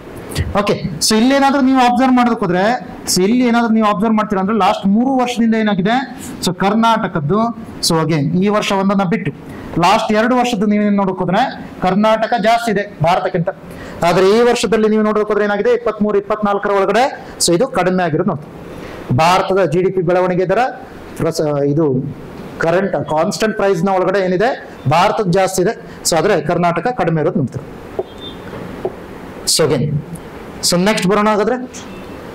ಸೊ ಈ ತರ ಕಾಣುತ್ತೆ ನೋಡಿ. ಇದ್ರೊಳಗಡೆ ಏನಿದೆ ಅಂತ ಕೇಳಿದಾಗ ಏನೇನಿದೆ, ಒಂದು ಒಟ್ಟು ಉತ್ಪನ್ನ ಇದೆ. ಅಂದ್ರೆ ಒಟ್ಟು ಉತ್ಪನ್ನ ಅಂತಂದಾಗ ಏನ್ ಕೇಳ್ತೀರಾ, GSDP ಅಂತ ಹೇಳ್ತಿದ್ರು. ಸವಕಳಿ ವೆಚ್ಚ ಡಿಪ್ರಿಸಿಯೇಷನ್ ಕಾಸ್ಟ್, ಸವಕಳಿ ವೆಚ್ಚ ಡಿಪ್ರಿಸಿಯೇಷನ್ ಕಾಸ್ಟ್. ನಿವ್ವಳ ಉತ್ಪನ್ನ ಅಂತಂದಾಗೇನು, net state domestic product NSDP ಇದೆ, NSDP. ಸೊ ಇದನ್ನ ನೀವೇನಾದ್ರೂ ಅಬ್ಸರ್ವ್ ಮಾಡೋಕೆ ಹೋದ್ರೆ 2021 ಮತ್ತೆ 19-20 ಸಂದರ್ಭದಲ್ಲಿ ನಿಮ್ಗೆ ಏನ್ ಕಾಣುತ್ತೆ, ಸ್ವಲ್ಪ ಮಟ್ಟಿಗೆ ಹಿನ್ನಡೆ ಆಗಿರೋದು ಕಾಣುತ್ತೆ, ಗ್ರೋತ್ ಅಲ್ಲಿ ಸ್ವಲ್ಪ ಕಡಿಮೆ ಆಗಿರೋದು ಕಾಣುತ್ತೆ. ಸೊ ಅದರ್ ದನ್ ದಟ್ ನಿಮ್ಗೆ ಏನಾಗಿದೆ, ಜಾಸ್ತಿ ಆಗಿರೋದು ಕಾಣುತ್ತೆ. ಯಾಕೆ ಅಲ್ಲಿ ಹಿನ್ನಡೆ ಆಗಿದೆ, ಸ್ವಲ್ಪ ಕಡಿಮೆ ಆಗಿರೋದು trend? So COVID-19 crisis, lockdown period ಎಲ್ಲ ನೀವು ನೋಡೋದಕ್ಕೆ ಹೋದ್ರೆ ಅಲ್ಲಿ ಬಿಕ್ಕಟ್ಟಿನ ಪರಿಸ್ಥಿತಿ ಇದರಿಂದಾಗಿ ಅವೆಲ್ಲ ಏನಾಗಿದೆ, ಕಡಿಮೆ ಆಗಿರೋದು ನೋಡ್ತಾರೆ. ಸೊ ಈ ತರ ಕೂಡ ನಿಮ್ಗೆ ಕೆಲವೊಂದು ಇದನ್ನ ಕೊಟ್ಟಿರ್ತಾರೆ ಸ್ಟೇಟ್ಮೆಂಟ್ ಬೇಸ್ಡ್. ಸೊ ಕೆಲವೊಂದು ಏನಿರ್ಬೋದು, ಅದು ಭಾರತದ ಅಥವಾ ಕರ್ನಾಟಕದ GSDPಯು ಕಳೆದ 5 ವರ್ಷಗಳಿಂದ ಸ್ಥಿರವಾಗಿ ಏರಿಕೆಯಾಗಿದೆ. ಸೊ ಗ್ರಾಜುವಲಿ ಇನ್ಕ್ರೀಸಿಂಗ್ ಅಂತ. ಸೊ ಅವಾಗ ಅದು ಸ್ಟೇಟ್ಮೆಂಟ್ ಸರಿಯಾಗತ್ತಾ ತಪ್ಪಾಗತ್ತಾ? ನಾರ್ಮಲ್ ಆಗಿ ಅದನ್ನ ಏನನ್ನ ಚೆಕ್ ಮಾಡೋದಕ್ಕೆ ಕೊಟ್ಟಿರ್ತಾರೆ ಅಂತ ಕೇಳಿದಾಗ ನೀವು ಜಸ್ಟ್ ಹಿಂದ್ಗಡೆ ನೋಡ್ಬೇಕು, 5 ವರ್ಷದ ಹಿಂದೆ ಎಲ್ಲಾದ್ರೂ ಕ್ರೈಸಿಸ್ ಆಗಿದೆಯಾ, ಬಿಕ್ಕಟ್ಟಾಗಿದೆಯಾ? ಬಿಕ್ಕಟ್ಟಾಗಿದೆ ಅಂತಂದ್ರೆ ನಾರ್ಮಲ್ ಆಗಿ ಏನಿದೆ, ಸೊ ಅಲ್ಲಿ ನಿಮ್ಗೆ ಅದು ಗ್ರೋತ್ ಡ್ರಾಪ್ ಆಗಿರ್ಲೇಬೇಕು. ಬಿಕ್ಕಟ್ಟಿನ ಪರಿಸ್ಥಿತಿ ಬಂದೆ, ಕ್ರೈಸಿಸ್ ಆಗಿದೆ ಅಂದ್ರೆ ಡ್ರಾಪ್ ಆಗ್ಲೇಬೇಕು. ಸೊ ಆ ಥರನೇ ಕನ್ಸಿಡರ್ ಮಾಡ್ಬೇಕು. ಸೊ ಅದನ್ನ ಇಲ್ಲಿ ಕೂಡ ನೋಡ್ತೀವಿ. Okay, S. ಸೊ ನೆಕ್ಸ್ಟ್ ಇದರಲ್ಲಿ ನೋಡಿ 2011-12 ನ ಪ್ರೈಸ್ ನ ಒಳಗಡೆ, ಅದೇ ರೀತಿಯಲ್ಲಿ ಪ್ರಸಕ್ತ ದರದ ಒಳಗಡೆ ಎರಡರಲ್ಲಿ ಕೂಡ ಏನ್ ಮಾಡ್ತೀರಾ, ರಾಜ್ಯದ ನಿವ್ವಳ ಆಂತರಿಕ ಉತ್ಪನ್ನ ಅಥವಾ ನೆಟ್ ಸ್ಟೇಟ್ ಡೊಮೆಸ್ಟಿಕ್ ಪ್ರಾಡಕ್ಟ್ ಅನ್ನ ಕಂಪೇರ್ ಮಾಡ್ತಾ ಇದೀವಿ. ನೆಟ್ ಸ್ಟೇಟ್ ಡೊಮೆಸ್ಟಿಕ್ ಪ್ರಾಡಕ್ಟ್ ಅನ್ನ ನೀವು ಏನಾದ್ರು ಕಂಪೇರ್ ಮಾಡಿದ್ರೆ 23-24 ಸಂದರ್ಭದಲ್ಲಿ ಏನಿದೆ, ಸೊ 22,61,867 ರೂಪಾಯಿ ಕೋಟಿಗಳು. ಸೊ 12,63,925 ಕೋಟಿ ರೂಪಾಯಿಗಳು. 22,61,867 ಕೋಟಿ ರೂಪಾಯಿಗಳು, 12,63,925 ಕೋಟಿ ರೂಪಾಯಿಗಳು. ಸೊ ಇದು ಎರಡರಲ್ಲಿ ಡಿಫ್ರೆನ್ಸ್ ಯಾಕೆ ಬರ್ತಾ ಇದೆ ಮತ್ತೆ ನೀವು ನೆನ್ಪಿಟ್ಕೋಬೇಕು, ನೀವು ಹಣದುಬ್ಬರ, ಹೌದಲ್ವಾ? ಸರಿ, ಹಣದುಬ್ಬರ ಕಾರಣಕ್ಕಾಗಿ ಆಗಿದೆ. ಹಣದುಬ್ಬರದ ಕಾರಣಕ್ಕಾಗಿ ನಿಮ್ಗೆ ಏನ್ ಕಾಣುತ್ತೆ, ಈ ಡಿಫ್ರೆನ್ಸ್ ಕಾಣುತ್ತೆ. ಅದರಲ್ಲಿ ಕೂಡ ಹಣದುಬ್ಬರ ಎಷ್ಟು ಲೆವೆಲ್ಗೆ ಆಗಿದೆ ಅಂತ ನೋಡಿ. ಇಲ್ಲಿ 12 ಲಕ್ಷ ಇದೆ, ಇಲ್ಲಿ ಏನಾಗ್ತದೆ 22 ಲಕ್ಷ ಇದೆ. So almost double. ಅಂದ್ರೆ ಏನಾಗುತ್ತೆ, 100% ಅಷ್ಟು ಇನ್ಫ್ಲೇಷನ್ ಆಗಿರೋದನ್ನು ನೋಡ್ತೀರಾ. ಸೊ ಆ ತರದ ಒಂದು ಪೂರ್ತಿ 100% ಆಗಿಲ್ಲ, ಅದಕ್ಕಿಂತ ಸ್ವಲ್ಪ ಕಡಿಮೆ ಇದೆ. ಸೊ ಆದ್ರೆ ಆ ಲೆವೆಲ್ಗೆ ನಿಮ್ಗೆ ಇನ್ಫ್ಲೇಷನ್ ಆಗಿರೋದನ್ನ ನೋಡ್ತೀರಾ 11-12 ದಿಂದ. ಸೊ 23-24ಗೆ ಸೊ ನೀವು ಕಂಪೇರ್ ಮಾಡ್ತೀರಾ. ಓಕೆ, ಸೊ ಅಗೇನ್ ಇಲ್ಲಿ ನಿಮ್ಗೆ ಏನಾದ್ರು ಟ್ರೆಂಡ್, ಸೊ ಇನ್ಕ್ರೀಸ್ ಆಗ್ತಿರುವಂತ ಟ್ರೆಂಡ್ ಕಾಣ್ತಿದೆ ಅಂತ ಹೇಳ್ತೀರಾ ಅಥವಾ ಡಿಕ್ರೀಸ್ ಆಗ್ತಿರೋ ಟ್ರೆಂಡ್ ಕಾಣುತ್ತೆ ಅಂತ ಹೇಳ್ತೀರಾ? ಏನಾಗಿರ್ಬೋದು, ಇನ್ಕ್ರೀಸ್ ಆಗುತ್ತಾ ಡಿಕ್ರೀಸ್ ಆಗುತ್ತಾ? ಸೊ ಇನ್ಕ್ರೀಸಿಂಗ್ ಟ್ರೆಂಡ್ ಕಾಣುತ್ತೆ. ಓಕೆ, ಇನ್ಕ್ರೀಸಿಂಗ್ ಟ್ರೆಂಡ್ ಕಾಣುತ್ತೆ ನಾರ್ಮಲ್ ಆಗಿ. ಆದ್ರೆ ನಿಮ್ಗೆ 20-21 ಏನಾದ್ರು ಡಾಟಾ ಕೊಟ್ರೆ ಅವಾಗ ಮತ್ತೆ ಏನ್ ಕಾಣುತ್ತೆ, ಡ್ರಾಪ್ ಕಾಣುತ್ತೆ. 20-21 ಅಥವಾ 19-20 ಡಾಟಾ ಕೊಟ್ರೆ ಡ್ರಾಪ್ ಕಾಣುತ್ತೆ. ಈಗ ನಾನೊಂದು ರೀತಿಯ ಸ್ಟೇಟ್ಮೆಂಟ್ ಅನ್ನ ಹೇಳ್ತೀನಿ, ಆ ಸ್ಟೇಟ್ಮೆಂಟ್ ಸರಿನೋ ತಪ್ಪು ಅಂತ ಹೇಳ್ಬೇಕು. ಸೊ ಈ ತರದೆಲ್ಲ ಪ್ರಶ್ನೆಗಳು ಬಂದಿದೆ ಸ್ಟೇಟ್ಮೆಂಟ್ ಬೇಸ್ಡ್. ಸೊ ಅದಕ್ಕೆ ಕೇಳ್ತೇನೆ ಕ್ವಶನ್, NDP ಯಾವಾಗಲೂ GDP-ಗಿಂತ ಕಡಿಮೆ ಇರುತ್ತದೆ ಅಂತಂದ್ರೆ ಸರಿನಾ ತಪ್ಪ? NDP will always be less than GDP. So ಇದು ಸ್ಟೇಟ್ಮೆಂಟ್ ಟ್ರೂ ಆರ್ ಫಾಲ್ಸ್ ಅಂತ ಕೇಳ್ತೀನಿ. ಸೊ ಫಾಲ್ಸಾ? ಸೊ ಯಾಕೆ ಫಾಲ್ಸು? ಓಕೆ, ತಪ್ಪು ಅನ್ನೋರು ಎಷ್ಟು ಜನ ಇದ್ದೀರಾ ಕೈ ಎತ್ತಿ? ಸ್ಟೇಟ್ಮೆಂಟ್ ತಪ್ಪು ಅನ್ನೋರು ಎಷ್ಟು ಜನ ಕೈ ಎತ್ತಿ? ಸರಿ ಅನ್ನೋರು ಎಷ್ಟು ಜನ ಇದ್ದೀರಾ? ಸೊ ಈ 3ನೇ ಕ್ಯಾಟಗರಿ ಯಾರು ಅಂತ ಗೊತ್ತಾಗಲ್ಲ. ಈ 3ನೇ ಕ್ಯಾಟಗರಿ ಯಾರು, ಸರಿನಾ ತಪ್ಪು ಅದನ್ನೇ ಹೇಳಲ್ಲ ಸರ್. ನೀವು ಹೇಳಿ ನಾವು ಬರ್ಕೋತೀವಿ ಅಷ್ಟೇ, ಹೌದಲ್ಲ? ಸೊ ಏನಾಗುತ್ತೆ, GDP-ಗಿಂತ NDP ಯಾವಾಗಲೂ ಕಡಿಮೆ ಇರುತ್ತಾ ಅಥವಾ ಏನಾಗುತ್ತೆ?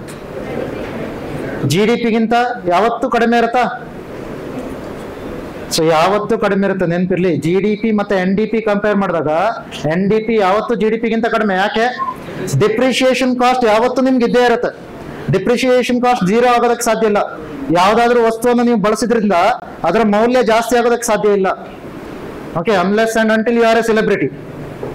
ಫಾರ್ ಎಕ್ಸಾಂಪಲ್ MS ಧೋನಿ ತರ ನೀವೇನಾದ್ರೂ ಬೈಕ್ ಅನ್ನ ಖರೀದಿ ಮಾಡಿದ್ರೆ ಸೊ ಆವಾಗ ಅದು 1 ಲಕ್ಷದ ಬೈಕ್ ಆದ್ರೆ 10 ಲಕ್ಷಕ್ಕೆ ಸೇಲ್ ಆಗ್ಬೋದು, ಅದಲ್ಲ. ಅದ್ರ ನಾರ್ಮಲ್ ಪೀಪಲ್ ಆದಾಗ 1 ಲಕ್ಷಕ್ಕೆ ನೀವು ಬೈಕ್ ಅನ್ನ ಪರ್ಚೇಸ್ ಮಾಡಿದ್ರೆ ಅಂದ್ರೆ ಅದಕ್ಕಿಂತ ಕಡಿಮೆ ಬೆಲೆಗೆ ಬರುತ್ತದೆ. ಸೊ ಆ ವೇರ್ ಅಂಡ್ ಟೇರ್ ಆದಾಗ ಡಿಪ್ರಿಸಿಯೇಷನ್ ಕಾಸ್ಟ್ ಇದ್ದೇ ಇರುತ್ತೆ ಯಾವತ್ತು. ಸೊ ಆ ಕಾರಣಕ್ಕಾಗಿ ಹೇಳ್ತೀನಿ. ಸೊ ಇಲ್ಲಿ ನಿಮ್ಗೆ ಯಾವತ್ತು ಏನಿರುತ್ತೆ, GDP ಜಾಸ್ತಿ NDP ಗಿಂತ, ಸೇಮ್ GSDP NSDP ಗಿಂತ ಜಾಸ್ತಿ ಇರುತ್ತೆ. ಸೊ ಅದೇ ರೀತಿಯಲ್ಲಿ GNP NNP ಗಿಂತ ಜಾಸ್ತಿ ಇರುತ್ತೆ. ಅದೇ GDP GNP ಕೇಳಿದ್ರೆ GDP GNP, so GDP GNP ಯಾವ್ದಾದ್ರು ಒಂದು ಜಾಸ್ತಿ ಇರುತ್ತಾ? GNP ಯಾವಾಗಲೂ GDP ಗಿಂತ ಜಾಸ್ತಿ ಇರುತ್ತಾ? ಸೊ ಯಾವಾಗಲೂ ಜಾಸ್ತಿ ಇರುತ್ತಾ? Okay, no. ಸೊ ಇಲ್ಲೇನಾಗುತ್ತೆ, ಯಾವತ್ತೂ ಜಾಸ್ತಿ ಇರೋದಕ್ಕೆ ಸಾಧ್ಯ ಇಲ್ಲ. GDP ಮತ್ತೆ GNP ಅಂತಂದಾಗ ಭಾರತದಲ್ಲಿರುವಂತ ವಿದೇಶಿಯರು ಎಷ್ಟು ಉತ್ಪಾದನೆ ಮಾಡಿದ್ದಾರೆ, ವಿದೇಶದಲ್ಲಿರುವಂತ ಭಾರತೀಯರು ಎಷ್ಟು ಉತ್ಪಾದನೆ ಮಾಡಿದ್ದಾರೆ ಅನ್ನೋದ್ರ ಮೇಲೆ ಆಗುತ್ತೆ ಅದಲ್ವಾ. ಸೊ ಅಲ್ಲಿರೋರು ಏನಾದ್ರು ಜಾಸ್ತಿ ಉತ್ಪಾದನೆ ಮಾಡಿದ್ರೆ GNP ದೊಡ್ಡದಾಗುತ್ತೆ. ಸೊ ಅದೇ ನಮ್ಮಲ್ಲಿರುವಂತ ವಿದೇಶಿಯರು ಜಾಸ್ತಿ ಉತ್ಪಾದನೆ ಮಾಡಿದ್ರೆ GDP ದೊಡ್ಡದಾಗುತ್ತೆ. ಸೊ ಆ ತರ ನಿಮ್ಗೆ ಏನಾಗುತ್ತೆ, ಎರಡೂ ಕೂಡ ಚೇಂಜಸ್ ಆಗ್ಬೋದು ಅಂತ ಹೇಳಿ. ಸೊ ಅದ್ ನೆನ್ಪಿರಿ. ಇಲ್ಲಿ ನೀವೇನಾದ್ರೂ ನಂಬರ್ಸ್ ಗಳನ್ನ ನೋಡಿದ್ರು ಕೂಡ ನಿಮ್ಗೆ ಏನ್ ಕಾಣುತ್ತೆ, ನಿವ್ವಳ ಆಂತರಿಕ ಉತ್ಪನ್ನ ಮತ್ತೆ ನಿವ್ವಳ ಆಂತರಿಕ ಉತ್ಪನ್ನವನ್ನು ಮಾತ್ರ ಕೊಟ್ಟಿದ್ದಾರೆ. ನಿವ್ವಳ ಆಂತರಿಕ ಉತ್ಪನ್ನವನ್ನು ನೀವೇನಾದ್ರೂ ಅಬ್ಸರ್ವ್ ಮಾಡಿದ್ರೆ ಸೊ ಇಲ್ಲೇನಿದೆ, ಸೊ ನಮ್ಗೆ ಈ ಒಂದು 2011-12 ಇದರಲ್ಲಿ ಸ್ವಲ್ಪ ಕಡಿಮೆ ಕಾಣುತ್ತೆ. ಸೊ ಇಲ್ಲಿ ಈ ತರ ನೋಡಿ, ಇದ್ರೊಳಗಡೆ ನೀವೇನಾದ್ರೂ ನೋಡ್ತೀರಾ ಅಂದ್ರೆ GDP ಏನಿದೆ, ಸೊ GSDP ಏನಿದೆ ಮತ್ತೆ NSDP ಏನಿದೆ, ಇದನ್ನ ನೀವೇನಾದ್ರೂ ಅಬ್ಸರ್ವ್ ಮಾಡಿದ್ರೆ GSDP ಯಾವಾಗ ಎಷ್ಟಿದೆಯೋ ಅದಕ್ಕಿಂತ ಕಡಿಮೆ ಇರೋದು ಕಾಣುತ್ತೆ. ಅಥವಾ ಡಿಪ್ರಿಸಿಯೇಷನ್ ಕಾಸ್ಟ್ ಯಾವತ್ತೂ ಕೂಡ ಇದೆ, ಆ ಕಾರಣಕ್ಕಾಗಿ ನಿಮ್ಗೆ ಏನಾಗುತ್ತೆ, NSDP ಕಡಿಮೆ ಇರೋದನ್ನು ನೋಡ್ತೀರಾ, GSDP ಗಿಂತ NSDP ಕಡಿಮೆ ಇರೋದನ್ನು ನೋಡ್ತೀರಾ. ಸೊ ಆ ಥರದನ್ನ ಸೊ ಅಬ್ಸರ್ವ್ ಮಾಡಿ. ಸೊ ನೆಕ್ಸ್ಟ್ ಬರೋಣ. ಇದರಲ್ಲಿ ಬಹಳ ಇಂಪಾರ್ಟೆಂಟ್ ಅಂದ್ರೆ ಇದು GDPಗೆ ಕಾಂಟ್ರಿಬ್ಯೂಷನ್ ಎಲ್ಲೆಲ್ಲಿಂದ ಬರುತ್ತೆ, ಅಥವಾ ಇಲ್ಲಿ GSDPಗೆ ಕಾಂಟ್ರಿಬ್ಯೂಷನ್ ಎಲ್ಲೆಲ್ಲಿಂದ ಬರುತ್ತೆ, ಯಾವ ವಲಯದಿಂದ ಎಷ್ಟು ಬರುತ್ತೆ ಅಂತ ಕೇಳ್ತೀವಿ. ಸೊ ನಾರ್ಮಲ್ ಆಗಿ 3 ವಲಯಗಳನ್ನ ಹೇಳ್ತೀವಲ್ಲ GDP ಕ್ಯಾಲ್ಕುಲೇಷನ್ ಮಾಡ್ಬೇಕಾದ್ರೆ ಯಾವ್ಯಾವ ವಲಯ ಅಂತ ಕರಿತೀವಿ, ಪ್ರಾಥಮಿಕ, ದ್ವಿತೀಯ ಮತ್ತು ತೃತೀಯ. ಪ್ರಾಥಮಿಕ ವಲಯದಲ್ಲಿ ಯಾವ್ಯಾವ್ದು ಬರುತ್ತೆ, ಕೃಷಿ ಮತ್ತು ಸಂಬಂಧಿತ ಚಟುವಟಿಕೆಗಳು ಅಂತ ಕರಿತೀರ. ಕೃಷಿ, ಹೈನುಗಾರಿಕೆ, ಅಗ್ರಿಕಲ್ಚರ್, ಅನಿಮಲ್ ರೇರಿಂಗ್, ಫಾರೆಸ್ಟ್ರಿ, ಈ ತರದೆಲ್ಲ ಏನಿಲ್ಲ ಅದನ್ನ ಪ್ರೈಮರಿ ಆಕ್ಟಿವಿಟೀಸ್ ಅಂತ ತಗೋತೀರ, ಪ್ರೈಮರಿ ಸೆಕ್ಟರ್. ಸೆಕೆಂಡರಿ ಸೆಕ್ಟರ್ ಅಂದಾಗ ಸೊ ಸೆಕೆಂಡರಿ ಸೆಕ್ಟರ್ ಒಳಗಡೆ ನಾರ್ಮಲ್ ಆಗಿ ಮ್ಯಾನುಫ್ಯಾಕ್ಚರಿಂಗ್ ಇಂಡಸ್ಟ್ರಿಗಳು. ಆದ್ರೆ GDP ಕ್ಯಾಲ್ಕುಲೇಷನ್ ಮಾಡ್ಬೇಕಾದ್ರೆ ಅಂತಂದಾಗ ಏನ್ ಬರುತ್ತೆ, ಮತ್ತೆ GDP ಕ್ಯಾಲ್ಕುಲೇಷನ್ ಮಾಡ್ಬೇಕಾದ್ರೆ ಸೊ ಇದ್ರೊಳಗಡೆ ಏನ್ ಬರುತ್ತೆ, ಸೊ ನೋಡಿ ಕೆಲವೊಂದು ಕ್ಯಾರೆಕ್ಟರಿಸ್ಟಿಕ್ ವೈಸ್ ಸ್ವಲ್ಪ ಡಿಫ್ರೆಂಟ್ ಇದ್ರೂ ಕೂಡ ನಮಗೆ ಇಂಡಸ್ಟ್ರಿಯಲ್ ಸೆಕ್ಟರ್ ಒಳಗಡೆ ಕೌಂಟ್ ಮಾಡ್ತೀವಿ. ಅದು ಯಾವ್ದು ಅಂತ ಕೇಳಿದಾಗ GDP ಅನ್ನ ಕ್ಯಾಲ್ಕುಲೇಟ್ ಮಾಡ್ಬೇಕಾದ್ರೆ ಮೈನಿಂಗ್ ಅಂಡ್ ಕ್ವಾರಿಯಿಂಗ್ ಅನ್ನು ಕೂಡ ಸೆಕೆಂಡರಿ ಸೆಕ್ಟರ್ ಅಂತೇಳಿ ಕನ್ಸಿಡರ್ ಮಾಡ್ತೀವಿ. ಓಕೆ, ಸೊ ಅದರ ಜೊತೆಲಿ ಮತ್ತೆ ಅದನ್ನ ಕನ್ಸಿಡರ್ ಮಾಡ್ತೀವಿ, electricity supply, gas and water supply ಅನ್ನು ಕೂಡ ಕನ್ಸಿಡರ್ ಮಾಡ್ತೀವಿ. ಅದನ್ನ ಸೆಕೆಂಡರಿ ಸೆಕ್ಟರ್ ಒಳಗಡೆ ಕನ್ಸಿಡರ್ ಮಾಡ್ತೀವಿ. ಇನ್ನು ಟರ್ಷರಿ ಸೆಕ್ಟರ್ ಅಂತಂದಾಗ ಸರ್ವಿಸ್ ಸೆಕ್ಟರ್ ಅಂತ ಕರಿತೀವಿ. ಸರ್ವಿಸ್ ಸೆಕ್ಟರ್ ಫೈನಾನ್ಷಿಯಲ್ ಸರ್ವಿಸ್ ಇರ್ಬೋದು, ಸಾಫ್ಟ್ವೇರ್ಗಳಂತದ್ದಾಗಿರ್ಬೋದು, ಸೊ ಈ ಥರದೆಲ್ಲ ಏನಿಲ್ಲ, ಎಜುಕೇಶನ್ ಕೂಡ ಆಗಿರ್ಬೋದು, ಅವೆಲ್ಲ ಸರ್ವಿಸ್ ಸೆಕ್ಟರ್ನ ಒಳಗಡೆ ಬರುತ್ತೆ. ಸೇವಾ ವಲಯ. ಕರ್ನಾಟಕದಲ್ಲಿ ಅತಿ ಹೆಚ್ಚು ಕಾಂಟ್ರಿಬ್ಯೂಷನ್ ಮಾಡ್ತಾ ಇರೋದು ಯಾವ ಸೆಕ್ಟರ್, ಸರ್ವಿಸ್ ಸೆಕ್ಟರ್. ಎಷ್ಟಿದೆ ನೋಡಿ, 66.72%. 66.72%. ಆಲ್ರೆಡಿ ಒಂದು ಎಕ್ಸಾಮ್ ಅಲ್ಲಿ ಇದರ ಮೇಲೆ ಯಾವ ತರ ಕ್ವಶನ್ ಕೇಳಿದಾರೆ ಅಂತ ಕೇಳಿದಾಗ ಆ ಕಾಂಟ್ರಿಬ್ಯೂಷನ್ ಆಧಾರದ ಮೇಲೆ ಡಿಸೆಂಡಿಂಗ್ ಆರ್ಡರ್ ನಲ್ಲಿ ಬರೀರಿ ಅಂತ ಹೇಳಿದ್ರು ಸೆಕ್ಟರ್ಸ್ ಅನ್ನು. ಸೊ ಕಾಂಟ್ರಿಬ್ಯೂಷನ್ ಆಧಾರದ ಮೇಲೆ ಡಿಸೆಂಡಿಂಗ್ ಆರ್ಡರ್ ನಲ್ಲಿ ಬರೀರಿ ಅಂತ. ಸರ್ವಿಸ್ ಸೆಕ್ಟರ್ ಹೈಯೆಸ್ಟ್, ಸೆಕೆಂಡ್ ಯಾವ್ದು ಬರುತ್ತೆ, industrial sector. So and third one ಯಾವ್ದು ಬರುತ್ತೆ, ಅದು ಅಗ್ರಿಕಲ್ಚರ್ ಅಥವಾ ಪ್ರೈಮರಿ ಸೆಕ್ಟರ್ ಬರುತ್ತೆ. ಸೊ ಆ ಥರ ಸಿಂಪಲ್ ಕ್ವಶನ್ ಬರ್ಬೋದು, ಅದು ಕೂಡ ನೆನಪಿರ್ಲಿ. ಅದರ ಜೊತೆಲಿ ಟ್ರೆಂಡ್ ಅನ್ನ ನೀವೇನಾದ್ರೂ ಅಬ್ಸರ್ವ್ ಮಾಡೋದಕ್ಕೆ ಹೋದ್ರೆ ಪ್ರೈಮರಿ ಸೆಕ್ಟರ್ ನಲ್ಲಿ ಏನಾಗಿದೆ, ಪ್ರೈಮರಿ ಸೆಕ್ಟರ್ನ ಒಳಗಡೆ ಸೊ ಇಲ್ಲಿ ನಿಮಗೆ ಡಿಕ್ರೀಸ್ ಆಗಿರೋದು ಕಾಣುತ್ತೆ. 22-23 ಮತ್ತೆ 23-24 ಮಧ್ಯದಲ್ಲಿ 14.32 ಇಂದ ಎಷ್ಟಾಗಿದೆ, 13.70 ಬಂದಿದೆ, ಅಂದ್ರೆ decreasing trend. Same way secondary ಸೆಕ್ಟರ್ನ ಒಳಗಡೆ ಕೂಡ ಏನಾಗಿದೆ, 20.27 ಇಂದ 19.58. ಸೆಕೆಂಡ್ ಏನಾಗಿದೆ, ಡಿಕ್ರೀಸಿಂಗ್ ಟ್ರೆಂಡ್ ಕಾಣುತ್ತೆ. ಸೊ ಇಲ್ಲಿಯೂ ಕೂಡ ಡಿಕ್ರೀಸಿಂಗ್ ಟ್ರೆಂಡ್ ಇದೆ, ಇಲ್ಲಿಯೂ ಕೂಡ ಡಿಕ್ರೀಸಿಂಗ್ ಟ್ರೆಂಡ್ ಇದೆ. ಸೊ ಇಲ್ಲಿ ನೀವೇನಾದ್ರೂ ನೋಡ್ತೀರಾ ಅಂದ್ರೆ ಟರ್ಷರಿ ಸೆಕ್ಟರ್ನಲ್ಲಿ ಏನು ಕಾಣುತ್ತೆ, ಇನ್ಕ್ರೀಸಿಂಗ್ ಟ್ರೆಂಡ್ ಕಾಣುತ್ತೆ. 65.41% ಇಂದ 66.72 ಬರ್ತದೆ, ಇನ್ಕ್ರೀಸಿಂಗ್. ಸರ್ವಿಸ್ ಸೆಕ್ಟರ್ ನಲ್ಲಿ ಇನ್ಕ್ರೀಸ್ ಆಗಿರೋದು ನೋಡ್ತೀವಿ. ಓಕೆ, ಇದು ಎರಡರಲ್ಲಿ ಡಿಕ್ರೀಸಿಂಗ್ ಟ್ರೆಂಡ್ ಇದೆ, ಅದರಲ್ಲಿ ಇನ್ಕ್ರೀಸಿಂಗ್ ಟ್ರೆಂಡ್ ಇದೆ. Okay, trend based questions ready ಇರಬೇಕು ನೀವು. ಸೊ ಟ್ರೆಂಡ್ ಬೇಸ್ಡ್ ಕ್ವಶನ್ಗೆ ಆನ್ಸರ್ ಮಾಡೋದಕ್ಕೆ. ಸೊ ನೆಕ್ಸ್ಟ್ ಕ್ವಶನ್ ಬರ್ತೀವಿ, ಅಥವಾ ನೆಕ್ಸ್ಟ್ ಟಾಪಿಕ್ ಏನಪ್ಪಾ ಅಂತ ಕೇಳಿದಾಗ ಪರ್ ಕ್ಯಾಪಿಟಲ್ ಇನ್ಕಮ್ಗೆ ಸಂಬಂಧಪಟ್ಟಿದೆ ತಲಾವಾರು ಆದಾಯ. ಪರ್ ಕ್ಯಾಪಿಟಲ್ ಇನ್ಕಮ್ ಅಲ್ಲಿ ಏನ್ ನೋಡ್ತೀರಾ, ಪರ್ ಕ್ಯಾಪಿಟಲ್ ಇನ್ಕಮ್ ಅಲ್ಲಿ ನೀವು ಅಬ್ಸರ್ವ್ ಮಾಡ್ತೀರಾ ಅಂತಂದಾಗ ಸೊ ಇಲ್ಲಿ ಒಂದು ಕರ್ನಾಟಕದಿದೆ, ಕರ್ನಾಟಕ ಅಂಡ್ ಇಂಡಿಯಾ. ಇದೆರಡನ್ನ ಕಂಪೇರ್ ಮಾಡಿದ್ರೆ ಯಾವ್ದು ಜಾಸ್ತಿ ಇರೋದು ಕಾಣುತ್ತೆ ನಿಮ್ಗೆ? ಕರ್ನಾಟಕದ ತಲಾವಾರು ಆದಾಯ ಪರ್ ಕ್ಯಾಪಿಟಲ್ ಇನ್ಕಮ್ ಹೆಚ್ಚಿರೋದು ಕಾಣುತ್ತೆ. ಓಕೆ, ಸೊ ಅದು ಭಾರತದ ಅವರೇಜ್ ಗಿಂತ ಜಾಸ್ತಿ ಇರೋದನ್ನು ನೋಡ್ತೀರಾ. ಅದರ ಜೊತೆಯಲ್ಲಿ 2020, 21 ಇಲ್ಲೊಂದು ಕಡೆ ನಿಮ್ಗೆ ಏನಾಗಿದೆ, ಸೊ ಇದು ಡ್ರಾಪ್ ಆಗಿರೋದನ್ನು ನೋಡ್ತೀರಾ. ಸೊ ಡ್ರಾಪ್ ಆಗಿರೋದನ್ನು ನೋಡ್ತೀರಾ. ಅದ್ರ ಬಿಟ್ಟು ಮತ್ತೆ ಏನಾಗ್ತದೆ, ಇನ್ಕ್ರೀಸ್ ಆಗ್ತಾ ಇರೋದು ಕಾಣುತ್ತೆ, ಇನ್ಕ್ರೀಸಿಂಗ್ ಟ್ರೆಂಡ್ ಕಾಣುತ್ತೆ.